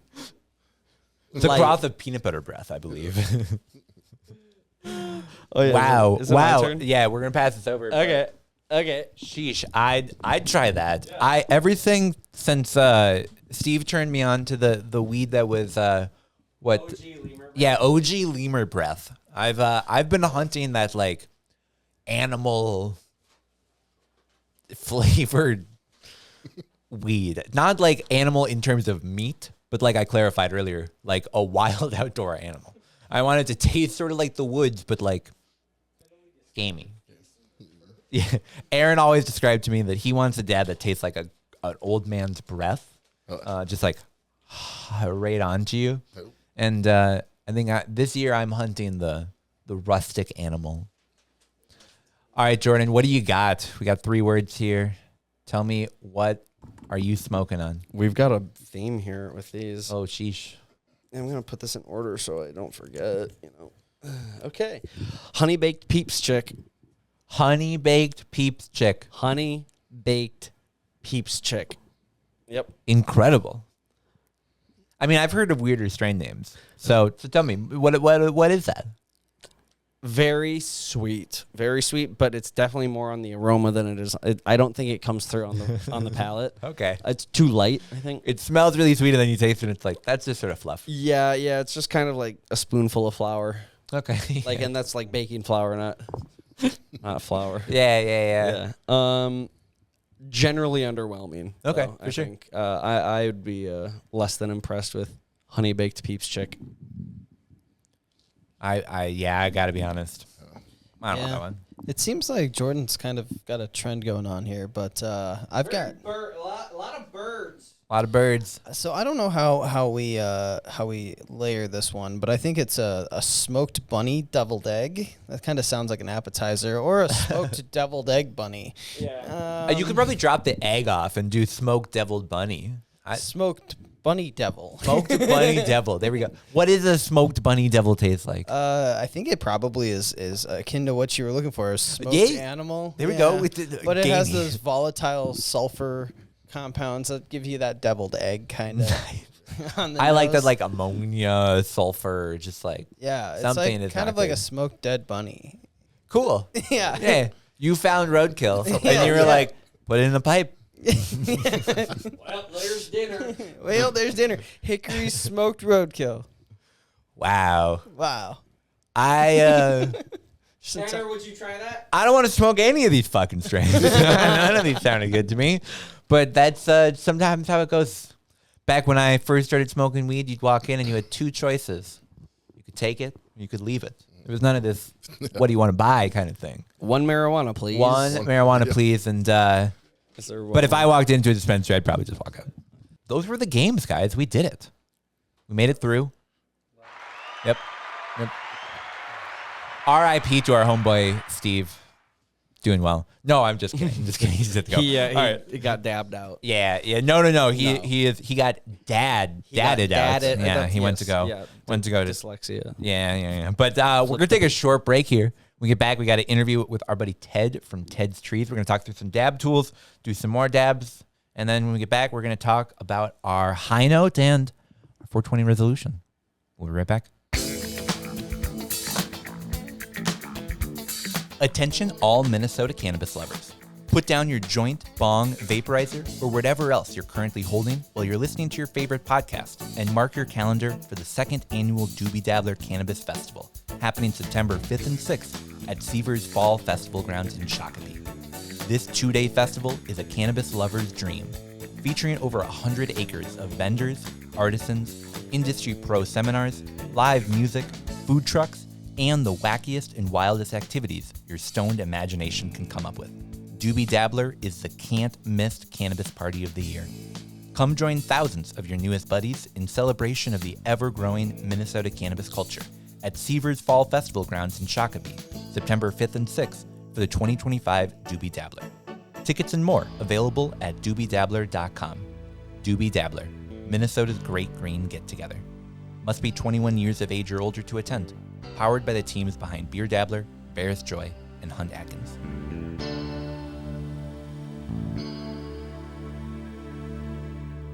And we're back. We're sitting here with the man himself from Ted's Trees. Ted, how's it going, man? It's going good. How are you? Doing well. Super excited to have you in the studio today to talk a little bit more about some of the work that you do, a little bit more about your history. But first off, I mean, help us set the stage a little bit about who you are.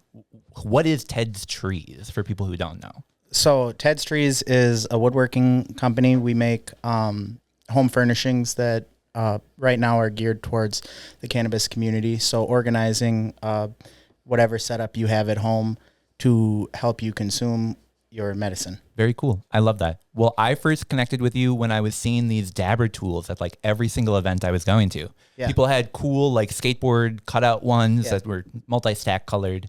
They had ones that were like giant and had glass orbs on the end. Yeah. Like really some dabber tools that I had just never seen before. And seeing that same signature on all of them, of that Ted's Trees, I knew I had to connect with you. Thank you. So we're going to be doing some dabs today. We're going to be talking about your work, but I just wanted to show off because I think these are so fucking cool. These are the dab tools. You've probably seen things like this around, maybe on our now decrepit social media accounts. But man, these tools are fucking insane. Let's should we show how one is used? Sure, absolutely. So I've got a bunch of oil here. You can sort of choose your favorite. We've got some Fresh Press, some from a Happy's Head Stash. We've got some Head Cake from Ice Cream Co. Some McLovin Melts. That is sour papaya, blue cheese papaya. There we go. We've got some GMO pie from Ope Solventless and some 710 Labs Faux Fauna. So choose your favorite. We'll get you a dab, and then I want to jump into what brings you here. Some of these we've tasted on Tanner's Troop Tastings. Yeah, correct? absolutely. Yeah, they go into how'd they that do? fridge and they sort of hang out. This one I think did the best. That's the Fresh Press. But that McLovin Melt, Found in the Flames, our homie, he knows what he's doing. That's some good stuff. Yeah. I don't think there's a bad jar necessarily. Well, you're a man of taste. You're a man of culture. There we you're go. a man of excellent decisiveness. And I fought really hard to not bring only Super Boof today. So look, we're doing good. We've all got our demons, Tanner. All got our demons. So, but feel free to choose whichever you want. We'll heat you up.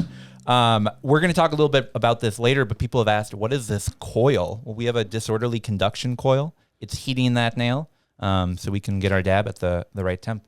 Here we've got I guess I'll spin this around so you can see what temp we're at. We should say to all of our listeners at home, happy 420. Happy 420 indeed. All right, so there's that. Go in at whatever temp you really prefer. That's the fun part about Fresh Press is I feel like it's never really a great scooper, if you will. It's a tough scoop. Yeah, but the flavor. As a tool maker, it's been a challenge. Yeah. Oh, I can imagine. Yeah, because you get so many that have that like nice buttery consistency that I'm sure a pretty gentle tool could slide right through. And there you go. And that was my original focus, was buttery materials. Mm-hmm. And then I realized right away that the people I was selling to also smoke on this a lot. And I needed to make something that works for it. Well, proof in the pudding. We just we got that dab there. We got that. Let's see. This is that Trop Cookies crossed with Rainbow Guava by our buddy Happy Head Stash. It's a favorite of mine. I enjoy that one. Yeah, he did a good job on that one. Oh, yeah. Oh. All right. Well, we always have to start with a dab. Otherwise, it's not really an episode of Northern Lights. We can dunk that right in the glass there. Oh, yeah. Perfect. All right. Now take me back a little bit to your origins in the cannabis community. Are you from Minnesota? Yes, I am. I grew up probably 10 minutes from here. Okay. Maplewood, Minnesota. Totally. My entrance into the cannabis community was probably 6 years ago. I lightly started smoking because my wife consumed, and I noticed kind of a need for, like, I wanted a rolling tray. It kind of just flowed, so I ended up making one, and by the end of like the third one, I was like, I could probably do this for a living. And then the pandemic happened, and I kind of decided life was a little too short to keep doing something I didn't like. So I love that. That's really cool. So I transitioned into this. And at that point, had you long been a cannabis consumer? Like, does that go back to teenage years for you? Or No, not really. I tried it a little bit in high school, but it wasn't really my thing back then. And I kind of just rediscovered it later on. Very cool. So was the woodworking sort of the thing that introduced you back to cannabis, or was it just sort of around a similar time period that all of that was happening? It was kind of coincidental. I was into woodworking again. I've been in and out of interest with woodworking my whole life. I started when I was real little, then I transitioned into just other interests. I played hockey for a while, didn't do as much woodworking, and they kind of just coincided. I had my whole shop set up in 2019, and wanted a rolling tray, and they really just cool. I was like, yeah, this is it. I love it. So describe to me what that early rolling tray looked like. Because I mean, we've seen so many of, like, we've got the one of the metal ones back there. So it's a light color maple, and it's got bark and burl as what I call the dashboard. And the dashboard holds an ashtray, a grinder. There's 4 holes for pokers or whatever, filters, papers, and there's magnets embedded in the dashboard that hold lighters. Okay, so this isn't just like a wooden slab that you can use to, like, roll on. This is an entire functional piece that more. Yeah, it's carved, and it has, like, the dashboard is glued to it, so that creates the northern border, and then the left border is carved out of the bird's eye, so it's bird's eye and rolls up like a normal rolling tray does. And then the right side actually blew up on me while I was making it, so it was also supposed to be curved up, and the board was supposed to be like 3 inches wider. But this one, because I blew up the edge, I just chopped off the edge, and I used a stainless steel railing. So there's so one edge is metal, one edge is a different wood, and one edge is the main wood. That's really cool. Yeah. So one of the big listeners of this podcast is my mom. Shout out to my mom. And she came to me a couple months back and said, I'm really interested in taking a woodworking class. Yeah. Are you interested in doing one with me? I'm like, sure, of course. So I'm week 1 of like a 9-week, 11-week course. Very basic level, but I'm for the listeners who are at home. Yeah. Blowout. What does that mean when you describe the right side of that board? What does that visually look like? Blowout. Yeah. So imagine a piece of wood that's been just broken in half by pressure, and it looks like it got shot with a gun. Maybe it did get shot with a gun. Cool. Okay. And I just collided with my router while I was working on it, and it kind of tore apart the edge that I was trying to round over, and I was mad, so I just kind of went inside and left it alone. But I wanted to finish the project, so I chopped it off, and I call it a pivot. Most of the coolest stuff I do is due to a pivot. If I'm showing someone a piece of art, I'll point out what happened, exactly how I'm doing now. That's really cool. And that's like the craft itself is sort of taking that and looking at it as an art piece, not just the how can I machine this exact same shape 150 times, which is a skill. Yeah. But is taking something and turning it into this was a mistake and now it's intentional. Yeah, it's an adage that resonates with me is a craftsman's only as good as his repair. And I hate how often I have to use it. Okay, yeah. But I'm pretty good at it. And I actually did it for a couple of tools that are coming up. They were all polished and completely ready to go, and then I got some glue on them that needed to come off, which required all this polishing that may or may not even end up working because the glue went on there under uncontrolled circumstances. Very cool. I dig that a lot. Stuff like that I think is so neat, and being able to have that, like the pivot, have the repair, have something that can come from it. Yeah, and you learn more from that because now, I mean, you learned how to apply it. You learned what can happen bad, and now you have to learn how to fix it. And then you likely get the chance to approach it again and now do it slower, which was the issue with the blowout, which is usually the issue with, there's all sorts of blowouts. Gotcha. So tell me a little bit more about the reception that you had. So you started making these rolling trays that were highly functional, had carved out compartments, had drawers. I mean, this is like an entire art piece. Were people really stoked to be buying these rolling trays? Honestly, they didn't sell that well right away. And I kind of stepped back from them for a little while because I was trying to run a business. And if something isn't selling, you can't run a business selling it. Yeah. So I kind of pivoted into more the dabbing community and things like that.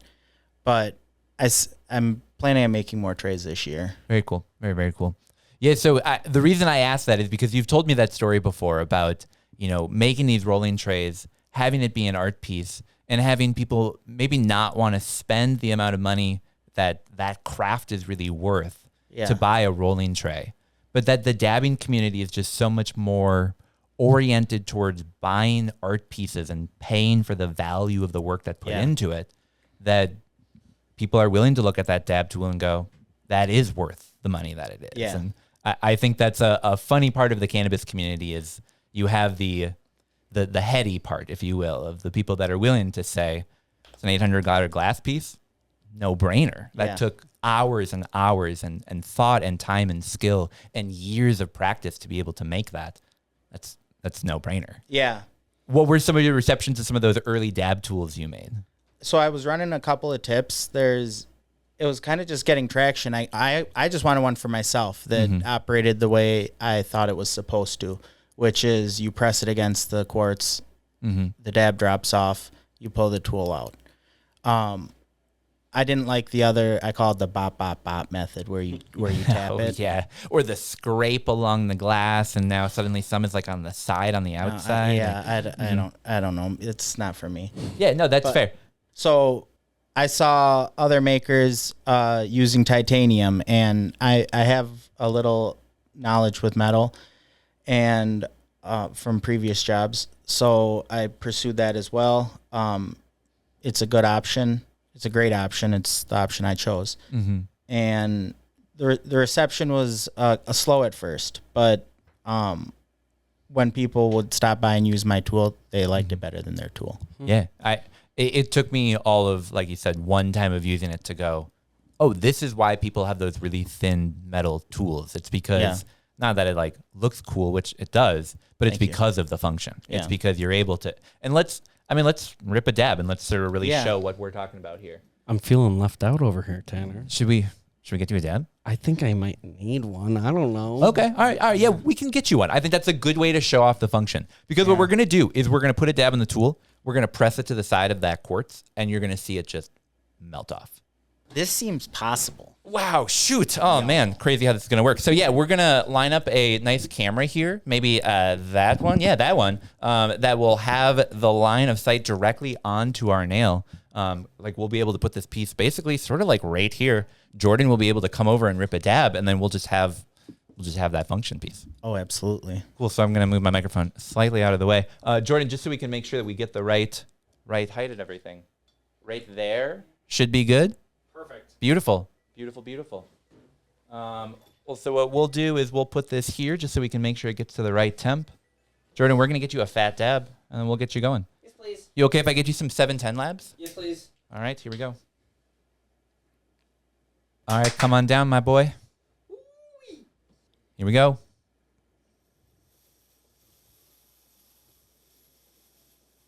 Just like that, the dab just drips right off. There it is. Just Nice falls and right clean. off. I love it. Doesn't take much time at all. Oh, but I loved doing the scrape method. I loved Yeah. the tap in it. Yeah. I loved using the pearls at the bottom and hoping that like maybe those would just like keep Yep. the dab off enough Please. to Please please. get off my tool. Please. Yeah, or all the fun the coils you can get in the middle that you fill with the dabs that people say are super great, and then your dab just takes a long, long time to drip out. Yeah, it does. And then it's all cold by the end. Tastes good. Yeah. But it's a lot of it's wasted too. Instead, you can just use a functional tool. Yeah. And then a nice pillar. Yeah. So I want to transition ever so slightly. You started making these dab tools. People have been using them in the scene for a while. We have that coil in the back, and when I went to their website to order that, I was really excited. Got their 710 deal. Yeah. All of a sudden, I saw that they had the cool wooden box version with Ted's Tree's name on that. Yeah. How did that come together? What was the story behind that? And then I want to hear more about how you make them themselves. That one kind of occurred naturally. I wanted a box that was made out of wood. I have the equipment to do it. I have the accuracy and the ability. So I did one. And I ended up reaching out to Disorderly and showing them and letting them know, and they were interested. Cool. Little negotiating happened, and here we are. That's really cool. Yeah. So it's literally just you were the craftsman that had made something that they were impressed by and said, yeah, we'll do this. Yeah. That's really cool. So what really inspired you to make that? You said you wanted a wooden box. Did you have a plastic, like one of their metal or plastic versions that you were just sort of looking at and thinking, man, that could look so much cooler if it was wood? Yeah, essentially. Cool. I saw it and I disassemble stuff just with my mind anyways, just looking at it. And that's no different. And because I just wonder how everything's made. So, it's like, why not? Yeah, that's really cool. I love that way of thinking. In fact, the behind the scenes when we were getting in the studio and you asked like, Jordan, did you make that? I could totally see you picturing like how would one make that? And probably you did because it's not that difficult. It's me with a compass, Yeah. but varying sizes, just a lot of circles. A lot of, yep. Just you. Just kidding. No, I didn't make those. That's exactly what a I'm, laser. that's exactly a what I'm laser talking made about. those. Yeah. Is that this looks like it was made on a CNC, which would mean that he has access to a CNC. Or Which for non-woodworkers, CNC. it's a robot. that Okay, cool. Cuts. It stands for computer numeric. Stand by. Producer doing producer shit. He makes me look so much smarter because there are times when it's just like, Jordan, you got to look this up. How far is the way when Nona? Computer numerical control. And that's a machine where it's laying down. You can tell the computer what you want. Actually cut out of the you wood. can. Yeah, you just design it and it cuts it, but it's a little more complex than that. Okay, yeah, fair. No, I think that's really, really cool. So you reached out to them, you started making some production boxes, and now, I mean, I see ones that aren't just the 6-sided cube, but are in fact, they have functional pieces on the side. You can put, whatever dabber tools you want. Yeah. Like, what has it been like taking something that, in essence, is just a box and turning it how you can make it into art? Oh, well, I kind of just, like I said, go with what I need, what it's missing. And I knew the box was missing something. I call them wings, or decks off the sides. And then I also do banger organizers. I did the boards in stations with mood mats earlier. So I had just kind of an eye for what accessories I would have. So I added those in. I like the way my marble divots look, so I threw some of those on there. Cool. And then the tool holder squares were new this year. And as the tools started appearing more and more, I realized that people needed to hold my tools. So I love it. And I love the idea of having something where it's like, that's the dab station. It isn't the 30,000 tools that fill up the whole table. Correct. But this is what I need to do my dabs, and I think that kind of stuff is such a cool. I like to reduce cool the footprint. I love that. This it all fits on a table this size or smaller, and doesn't feel overly cluttered. Mm-hmm. And then with the wood, it fits in the living room. Yeah. So in terms of your own personal consumption, what kind of cannabis consumer are you? Are you more of a flower-oriented person? Are you? I mean, you make dab tools. Is that sort of more of what you genuinely go towards? Yeah. For R&D purposes, I ended up being a concentrate consumer. Because you have to hand check every single tool. You personally do a dab with each one just to make sure, No, right? I can't. Oh, okay. Couldn't All right, possibly. yeah. I'd be dead. Sacrificing for the crap. No. But you being a consumer, I'm sure, makes it easier to make tools for consumers. You're not having to guess what do people need. It's Exactly. just, man, this would sure make my life easier, and I guess others as well. So these tips, a good example of that, used to have a little bit different geometry, and they were too thin toward further away from the tip, and they got kind of flimsy, which was a selling point to some degree for some of them, but too thin is too thin, and you couldn't even hope to do anything with full melt. Okay, for sure. Yeah, you'd have like the actual dab tool like breaking because just bending. So hard. Yeah. But luckily, they don't work hard, and so you could bend them back, but they have a kink in it, and now you have a tool with a kink. And so I redid the geometry, and now they can handle full melt better. And we have bigger ones now too. Yeah. So in the bigger option, when I started, I was small dab, so the smaller tool made sense. And the only real complaint I had with that one was that it was too small. And with some negotiating, they would understand that it's not too small, but the complaint remained. So I made a bigger one, and for me, it's big, but it's the right size for a lot of people, and it's smaller than my biggest one. And then rumor is there's an even larger size there is, dabber tool that could perhaps scoop an entire 1 gram jar in just like a single. Oh yeah, one of these 2 gram jars. That's what I've heard. Allegedly. Yeah, it's a jar deleter for yeah. sure. What is your design process? You've got the problem you're looking to solve. How do you actually go about tackling that problem? I guess a couple of different ways. You kind of do a rough layout of what you need, so you can figure out what size you need. And then you find your wood, or you decide what wood it is, and then if it's a live edge piece, which I've been working with quite a bit, you have a lot of things you got to work around. So these tools are a good example of that. Normally, my normal tools are just a blank canvas. There's exactly as much canvas on this one as any other one. This one has all this live edge that you have to work around.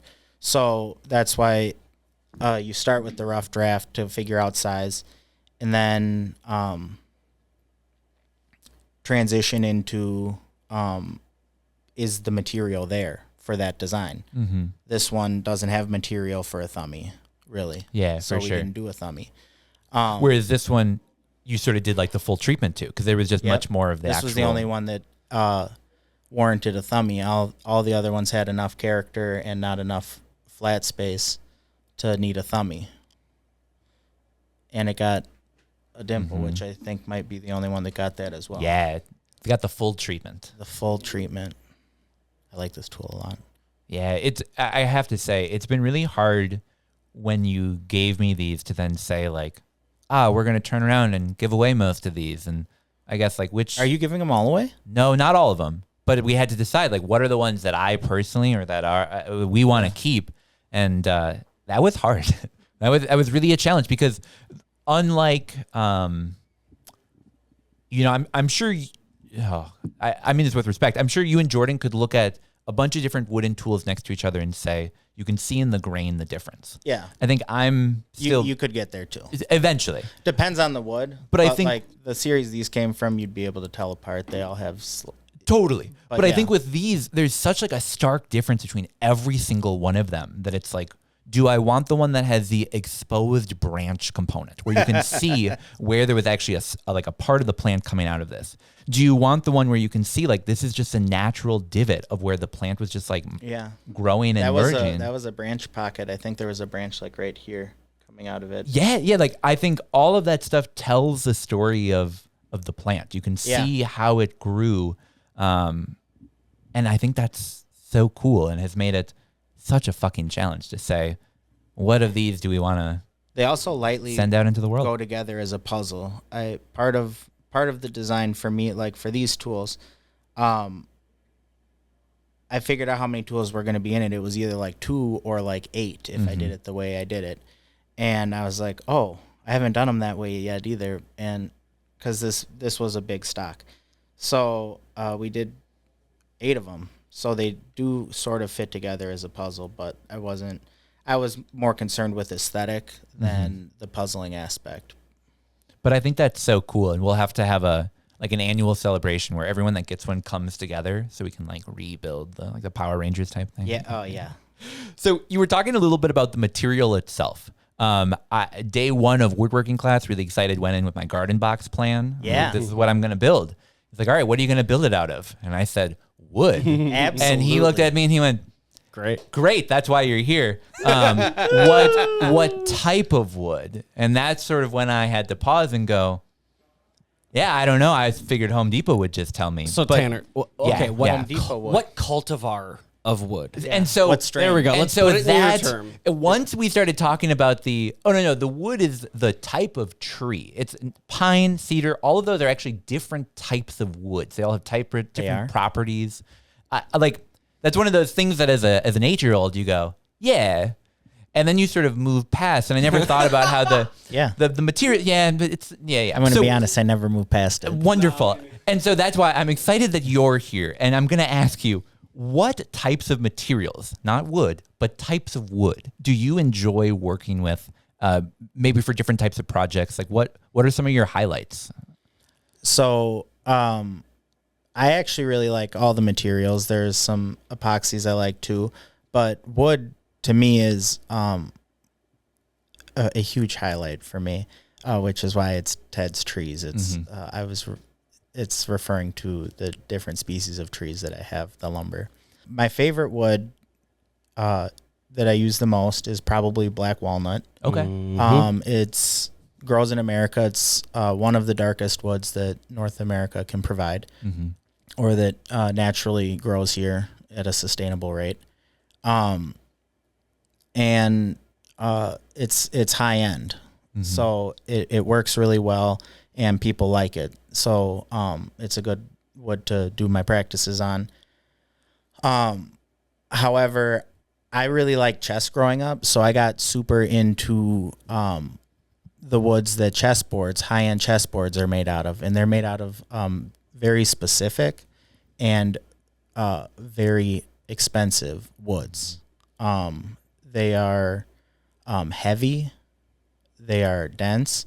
The white are made out of boxwood, which isn't really available in North America, even less so now. And then the black wood or the dark woods are sometimes made out of padauk, which is African, and or ebony, which is black, and that's also from Africa. Padauk is much more affordable, but that transitions into my next favorite wood, which is padauk, because it's bright red, and it's silky, and it's just a dream to work. And if the closer you look, you zoom in on it, like with a magnifying glass, the more it looks like wood.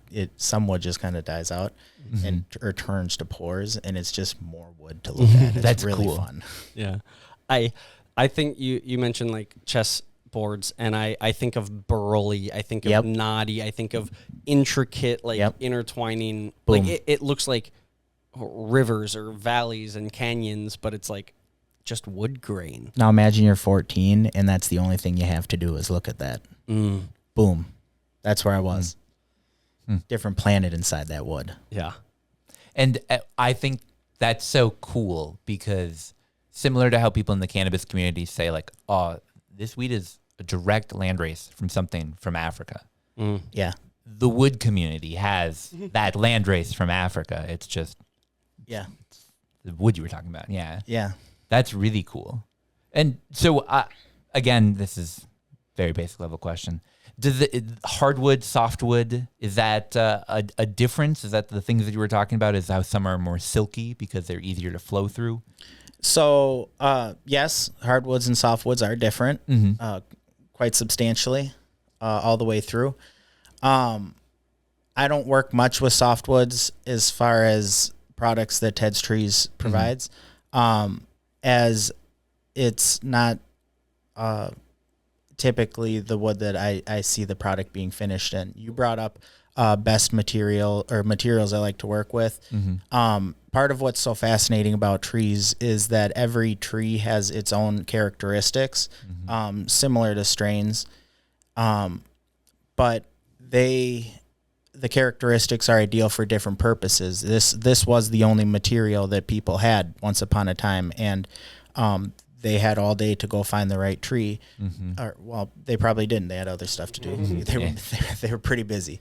But they would also watch these trees grow and know that this tree is going to produce good wood for a canoe. That wood isn't the wood that they really want to burn unless it's shavings from the canoe, you know? Their hammer handles were made out of a different wood. Because they would last longer and they don't want to spend all their time making tools. They literally cannot. Yeah. So I was always fascinated by what woods serve what purposes. Softwoods are typically used in residential construction, almost exclusively. Your Home Depot 2x4s. Now we're talking about it. Yep. Yeah. Yep. There are in the softwood community or subspecies, they all have different properties. Some of them are once dead, very much attractive to bugs. And that's not a good wood to build stuff out of because the bugs are going to eat it. Some of them are repulsive to bugs. Cedar is one of them. It also does really well with weathering. So it's all a purpose. There's really high-end woods that are better than even man-made materials for decking. And that's extremely heavy wood. If you built a canoe out of it, it would sink. But if you built the ship deck out of it on a pirate ship, or, you know, it didn't have to be pirates. But preferably. Preferably, I mean, the story. Yeah, it helps. It plays. It plays. Now they got a deck that's indestructible. It's called a teak. The wood on the back of a boat is called a teak because it's made out of teak. Interesting. Yeah. So you're saying if I walk into Home Depot and go, can I have wood for a garden box? It's the equivalent of walking into a dispensary and saying, can I have weed to smoke? And they'll go, yeah, that's what we got And to here. be honest with you, Thank you. Yeah, there we go. Ooh, learning. but if you were to walk into Home Depot and say, I need wood for a garden box, they would be able to help you with that. Yeah, and that's right. and that is their skill level, and that is you meeting them where they're at. Yep. Should it be cedar? Yeah, or treated. No, I'm just kidding. You don't have to. Yeah, that's, no. No, this is free advice right now. I'll take it because I asked, should it be cedar of Eric, my wonderful woodshop teacher? He went, if you want to spend $90, sure. And I'm like, oh, I guess. How much is it going to cost? What's He's like, $90? Well, and he's like, but you could buy, if you're looking to just practice, just to get the skill down of like building it and then getting to the other side and being like, cool, I did the thing. You could get real cheap wood just to practice. For sure. Yep. But then you have to consider if you have access to the equipment again. But Yeah. Lord knows I'm into doing things twice. Learning once, doing twice. Yeah. There we go. Yep. I like that. That's way better than the measure twice, do once. I prefer the learn. The frame on this window has a seam in it. Oh, yeah. I can claim a lot of the craftsmanship in this building, but that's not mine. Jordan, you didn't hand build that? Nope. No. Nope. I was mostly the taper mutter. Yeah. But this building does not want to be taped or mud, so I spent a lot of time learning how to like float 5 inches of mud over the course of a week and a half. Tanner, do you know what that means? No, Okay. I don't. I'm sorry. No, that's okay. See, now Getting I'm into the feeling mud on like this one. this is now, Tanner. This is my podcast. Yep. now. No, that's okay. That's Scoot over. I'd be so cool with that. It's Northern Lights, but the trees version. And we're gonna talk about the trees of Minnesota. So my father commissioned me to build a bench swing, Sick. and I'm going down all sorts of different avenues. Some like mostly design. Like I know what I'm gonna probably use, but I'm open to your input.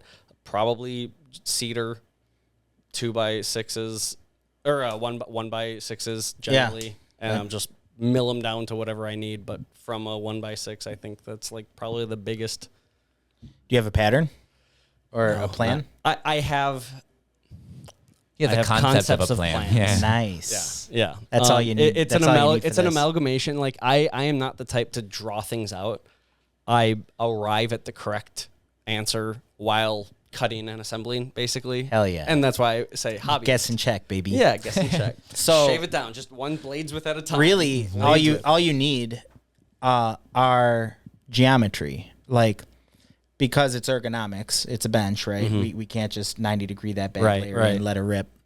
You have to. That's all you need is really that angle, and then also because it's a swing, you need to figure out either your legs or your mounting points. Yeah. And where they go and your chain lengths. Right. But that's all, and then everything else is.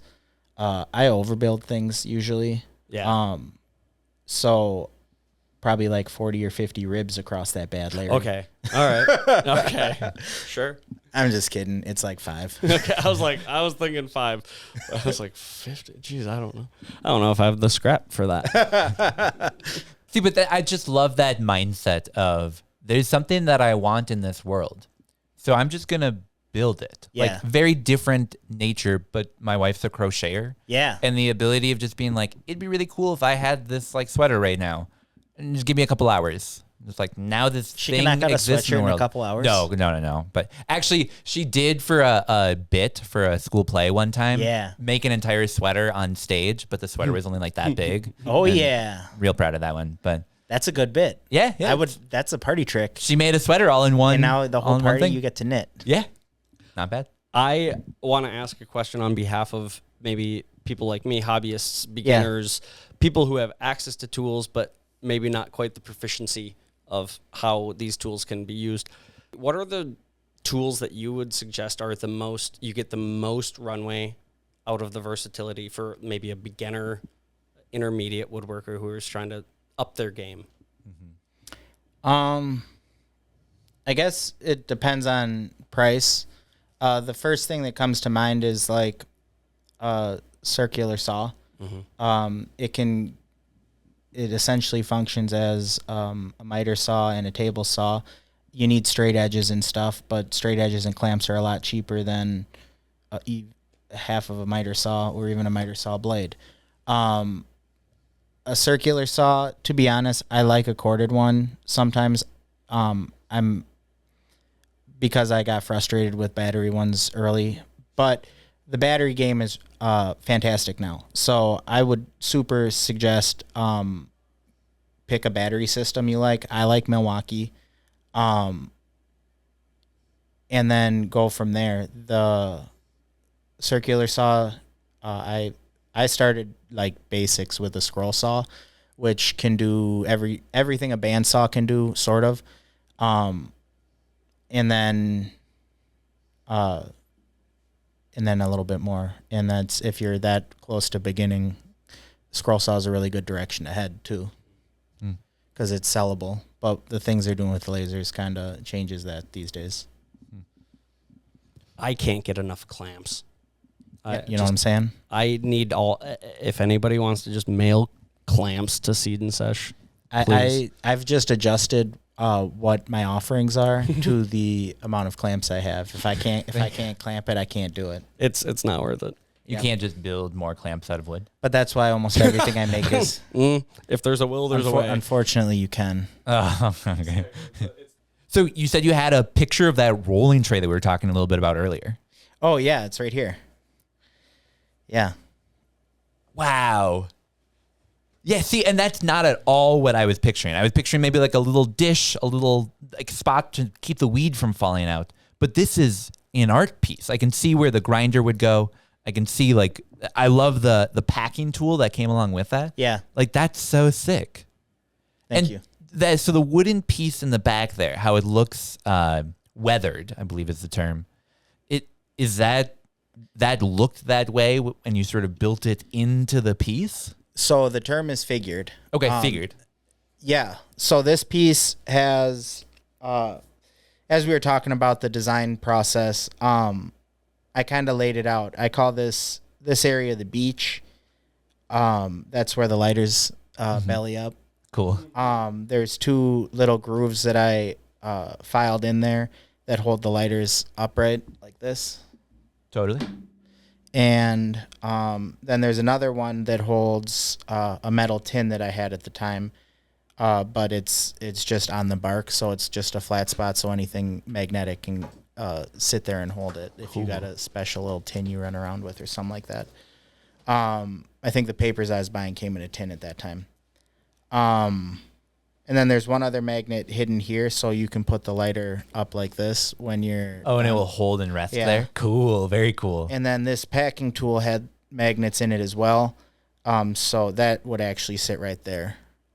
And then there's a scraper that's not in this picture that has a metal dot in it. It's a special shape that accommodates the coves in the board as well. Mm-hmm. And it sits on that magnet. It could sit on that magnet as well. So this was super intentional, and just a lot of thought went into this design. That's really cool. You mentioned you'd been woodworking since you were younger. Did you have a family member that got you into it? It was my dad. Okay. Very He liked, I mentioned a scroll saw a bit ago. He was into scrolling and things of that nature. And when I was young, you couldn't tell me no. So it was, Dad, you're cutting. Let me try. Oh, it's dangerous. Let me still try. Yeah, totally. Like, that made it more right on. exciting, if anything. To be honest, yeah.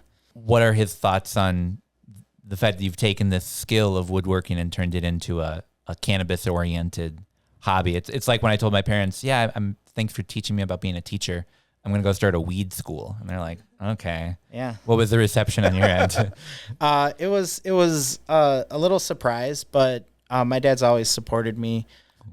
He's always been my biggest fan, and he was excited to see me pursuing something that made me happy. I love it. And I mean, with the tools that it takes to do my job, he likes using those too. So. Yeah, I see, and I think he so borrows cool. my tools now. And that's Exactly. kind of fun. That was fun. I love that so much. Yeah. Was there ever a hand-me-down that you really remember that you either got from Dad or Grandpa or somebody that you either still use or still just to hold true or hold dear? The hot glue gun that I use to hold stuff down on my CNC is her grandpa's. Okay. I kind of Cool. They were moving him out and they were sending me pictures, and he isn't much of a craftsman, but he's got some cool wood burning stuff going on, and it's pretty impressive. But his tool collection wasn't vast, is what I'm trying to say. So they're like sending me pictures of like a loose screwdriver and like Okay, and sure, like sure. and like a 30-year-old Walmart or tape measure that's for sure lost its spring, and just knickknacks. And I was like, oh, I guess that hot glue gun has a place in my shop, and it does. I And love that. I'm going to be honest. Frequently It's used. very leaky, and it doesn't have an on and off switch.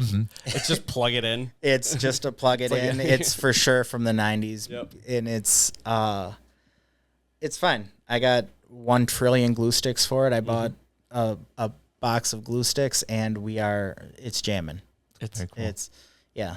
I got a pocket hold jig. I found it in my wife's grandfather's garage. He is at the point where the garage isn't necessarily getting used, and he's like, all people from the family just Come on sweep over. the garage. And I was like, yoink, yoink, yoink, yoink, yoink, different things. And it is better than the one I bought 5 years ago. It's clearly 30, 40 years old, and it's in way better shape than the one I've been using on and off for like 3.5 years. And it's the same product, literally the same company, same product. I don't know. So my question about like the hand-me-down tools that kind of I have a lot of old tools. yeah. Trying to think, my sander was my dad's, so that was a hand me down, and that sander, everything that you've probably seen has touched that sander. That's been around. I wouldn't say it's old. I think it was purchased since I've been alive, but I use the F out of that. The grinder I use to polish the tips is, I believe, older than me. My dad's old table saw has that stays with me, but I don't use that one. That's been retired. I have hand planes that are from the 1900s, early 1900s, and a couple from the 1800s actually. Mm-hmm. Ugh. See, that's so cool. Yeah. Like, that's really cool to me. And I think due to prohibition, like a lot of the cannabis tools of the old have sort of faded away. Yeah. But I'm excited now that legalization is a thing to be able to say, like, oh, this is my glass piece that I had from when I was a kid. And Yeah. you can now have this. And it's not like I had a cool glass piece. Now the Minneapolis police have it. And it's not as cool there, but No. Hella collection they got. yeah, I'm sure they've got some. I heard it's legendary. Yeah, at least a couple Mate. But yeah. So I've heard. Yeah. Well, Ted, thank you so much for coming in today. Thanks for doing some dads with us, chatting about the stuff that you do. We're going to have you back at the end of the season because one of the reasons we were having you in today was to do a giveaway of these awesome tools that you helped us to make. Yeah. We're going to circle back to that when Instagram is being less finicky, but so we'll have to have you back in just about a month or two. Absolutely. I'm But excited to do it. before we wrap up today, do you have events that are coming up that you want to shout out? Any collaborations, things that you want to make sure to mention? Absolutely. What do we got? We've got Never Rest tonight, which might miss. Tomorrow is also Never Rest, an art market. Cool. Which, if people haven't heard, is in an art studio over like sort of where like Minneapolis, St. Paul connect to each other. Really, really cool space. Definitely should check out. And then with Never Rest, we'll be doing a Ted's Tuesday coming up in the future, most likely. Lewis and I have been talking about that. Check out my Instagram. It's teds.trees. And then we're also dropping a website very soon. Very cool. Awesome, man. Well, truly, thank you so much for coming in today. It's always a treat to hang out with you and do some dabs. I'm sure we'll do them off camera a couple times before we have you back. But truly, thanks for coming in. Yeah, thank you very much for having me. Yeah, we'll be right back.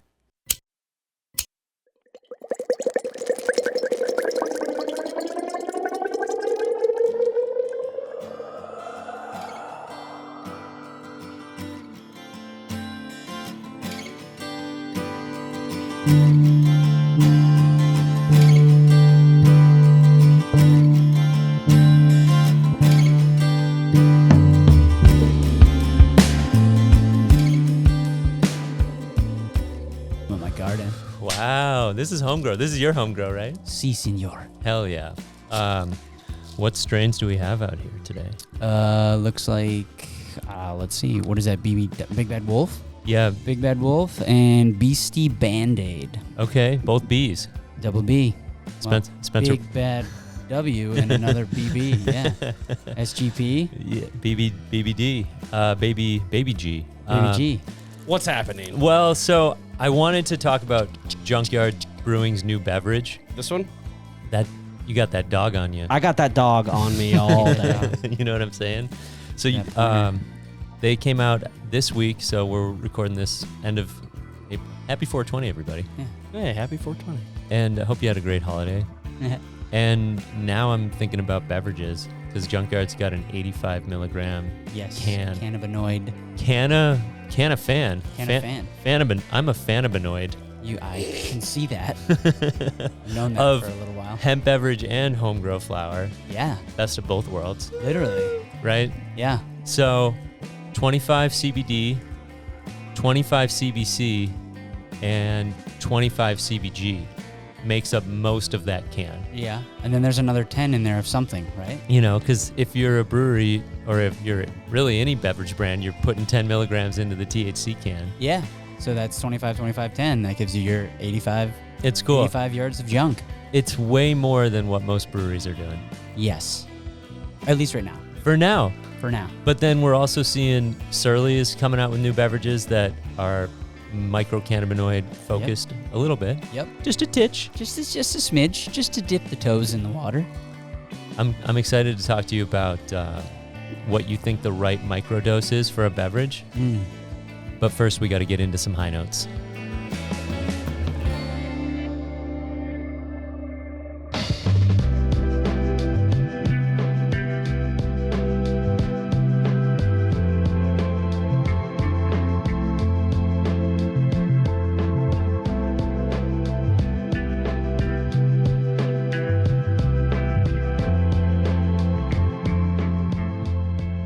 Alrighty, and we're back. So listeners of our episode last year heard us set our 420 resolutions of sorts, but more we just sort of predicted where we thought the industry was going to be at 420 2025. So that was a year ago. I just want to play this very short clip.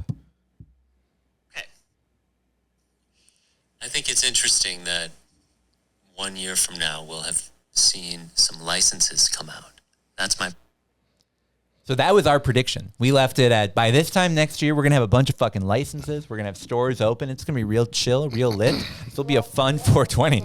Yeah, that didn't happen. We called out in that episode that we were going to come back to it next year. So we had to at least acknowledge we were off a little bit on the date, but we're close. In fact, if you listen to our predictions, you can hear us talk about how, well, they're going to have this lottery round in the end of the summer. And then probably they'll fit in at least one more in January before 420 next year. So we'll probably have a few hundred licenses out and maybe even a couple stores bumping and rolling. And we were not correct. But I'm curious to ask you guys, a year from today, 2026, we're in the prediction game yet again. Where do you think our industry will be at? Will we have stores widely open? Will products be on the shelf? Will people be going into dispensaries? Will prices be high? What will the industry look like a year from today? What is 420 2026 going to be like? What do you think, Clem? What do I think or what do I hope? Yeah. I think it's right down the middle. Yeah, right down the middle. I think we'll have some stores open. Okay. I think that there'll be probably second crop in. Prices still high. Do you think we'll have like 1,200 stores open, or do you think we'll have like a couple? We'll like have if a you had to couple. put on the spectrum of a few to all over. Yeah, I'd say a few to all over. All right, there we go. The There we rule, go. like it's not very clear on what they're gonna, because you have to get signed off still. Yep. In your final paperwork. So it's like it's not, and there's no real clear guidance on the things you need to have to get. Yes, you're ready to go. Totally. Especially with each jurisdiction sort of having their own rules, and the OCM rules only being adopted like a week ago. Yep. I doubt facilities are built to that rule set that just was written. Yeah, and it was even like It didn't seem like there was that many rules in that rule set, right? It was just a couple pages. Yeah, we've sort of been looking at it to see, like, all right, we're getting a facility ready. What might that need to include? And in terms of the rules, it's like, well, you need security. Yeah. You got to have lighting. Definitely make sure unauthorized people aren't allowed inside. Yep. And yeah, and that's sort of it. And so I also don't really know. As long as it's under 1,000 square feet of flowering canopy, you're good. Yeah. So I think that if they take the rules very laxly, we could see a bunch of stores open. If they're going to be kind of sticklers like the first round of the application, maybe we'll see just a few. Yeah. Jordan, you've been behind every single interview that's happened this season. You've heard from the people that I think know best about what's going on, aside from the people that are actually making the decisions. What do you think? I'm gonna stick to my guns and stay the ever pessimist. Okay. So I'm using the doctor as a reference point. Whatever Clem says, add 6 to 9 months. Okay. All right. Fair. Just because that's it hasn't led me astray yet. Just always being the womp guy, being the Debbie Downer guy. So because it's mostly been correct. Yeah. So a couple stores open, maybe like flower available, but perhaps not Minnesota grown. And it's probably high prices and low accessibility. Yeah, but I know I hope I'm wrong. That's the best part about being a pessimist. It's either I'm right or pleasantly surprised, and usually works out. Yeah, absolutely. I hope that there's some fun 420 deals next year. You know, it's fun buying seeds and grow equipment and other like accessories, but not really any great weed deals per se here in the cities. I think if I had to answer for myself, I'm going to go the way opposite direction, just to sort of be the contrarian, but also I sort of do believe this. I think by this time next year, we're going to have a thriving cannabis industry. I think we are days, maybe weeks, out from people getting that approval because there's such loose rules. As long as you've got the city go-ahead, you've passed your background check, you've got that pre-approval, in theory, you should be getting your license pretty soon. And with the courts requiring that they move forward with some sort of pre-approval lottery, I have no idea how that will look, but maybe we'll see them sort of try to sneak that in soon here. And I don't know. I'm hoping that as people are listening to this, it's being announced that stores are getting ready to be opened. I don't think that that's going to happen, but maybe by this time next year, we'll have a pretty good industry, hopefully. Minnesota is just so ready for that craft culture. Like we already love it. It's already shown in the beer industry, in the distilling industries. Like, just let it be, let it thrive, let it happen. I know next year for 420, I'm going to be doing a lot of dabs. That's for sure. That's more than today. I'll try. He's going for gold, folks. I can never say I did less dabs than the day before because then I'm just going down. Then I've reached my peak. I'd like to think that every day I'm just continuing to climb that mountain. Exactly. I mean, Anthony Edwards doesn't not go to the gym and shoot free throws every day. Totally. Like, he's not going to get any better by Would he enjoy playing. getting 6 baskets? Probably. Would he enjoy getting a lot more? Maybe, but why push yourself? Hey, shooters got to shoot. Shooters got to shoot. All right, Clem, here's a question that we've been holding. I'm really excited to ask you this.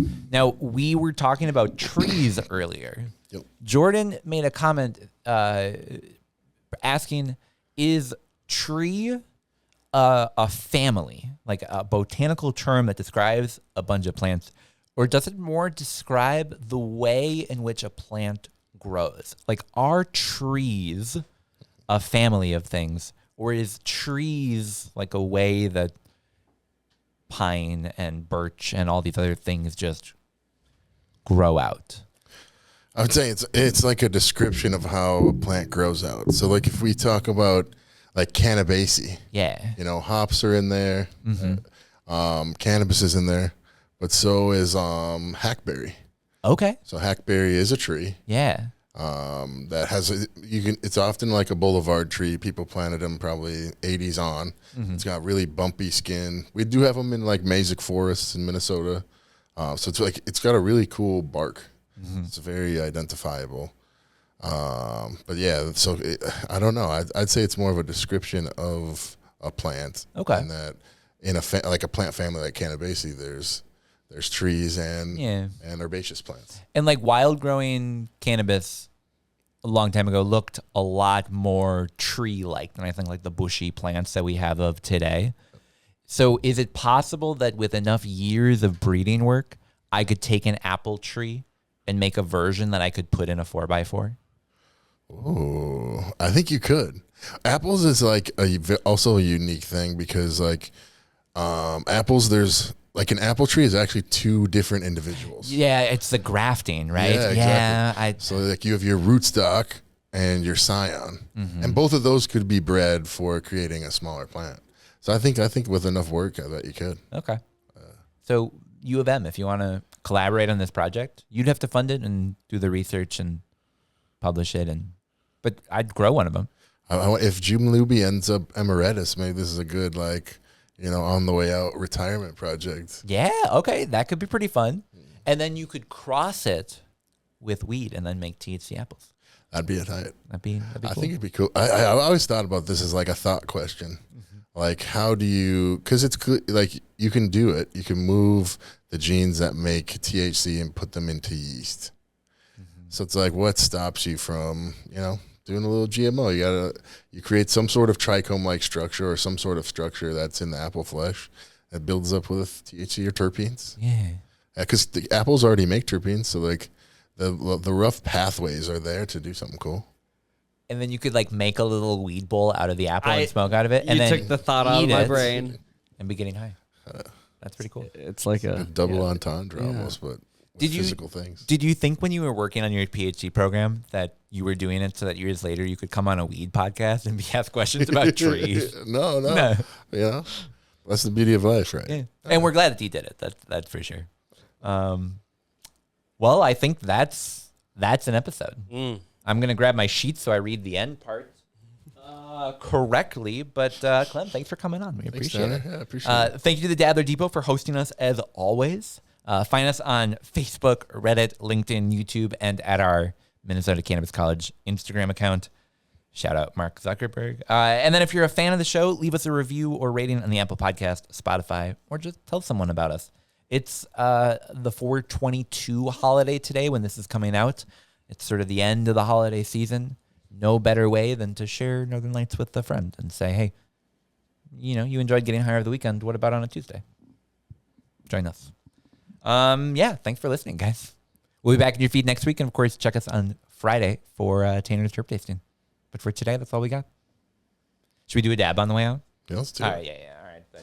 The old end episode exhale. The old end episode exhale. Let's see. Let's do some of this Zen extracts. This is what people are going to be able to see on Friday. So check out that Tanner's Terp Tasting. But we're just going to do a dab of it now because it's pretty great.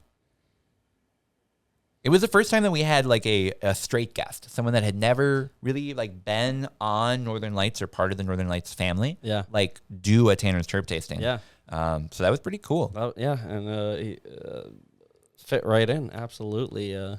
Not that it's not cool Part to of the do a team. Tanner's Terp Tasting with you. I mean, that's enjoyable. I mean, I'm the ghost host. I kind of hang out back here and blow my own clouds, Couldn't do it without you. Oh. Well, I mean, there was a period of time where we did, but then we would sometimes forget to press record, and that was a really big problem. Hey, but AI is a hell of a thing. Hell of a thing, but It's not like the real thing, though. it can't verify that the red button is red. Nope. What are you doing for 420? Not a lot. Going to church. Always a good 420 holiday when I'm spending it at church. Actually, for those who are listening this far, you're fans of the show. We can talk real. You know we're doing dabs before church. Are you guys? Is that cool? I believe it's part of perhaps a sacrament. Is that allowed? I don't know. That might be sacrilegious. But here we are. It's Easter. We're getting stoned. Burning incense. Yeah. It's part of the church. Burning bush, right? Yeah, it's in there somewhere, right? I mean, Oh yeah. Hey, Moses. Sounds like you've been burning some bush, brother. thank you all for listening. We'll see you next week.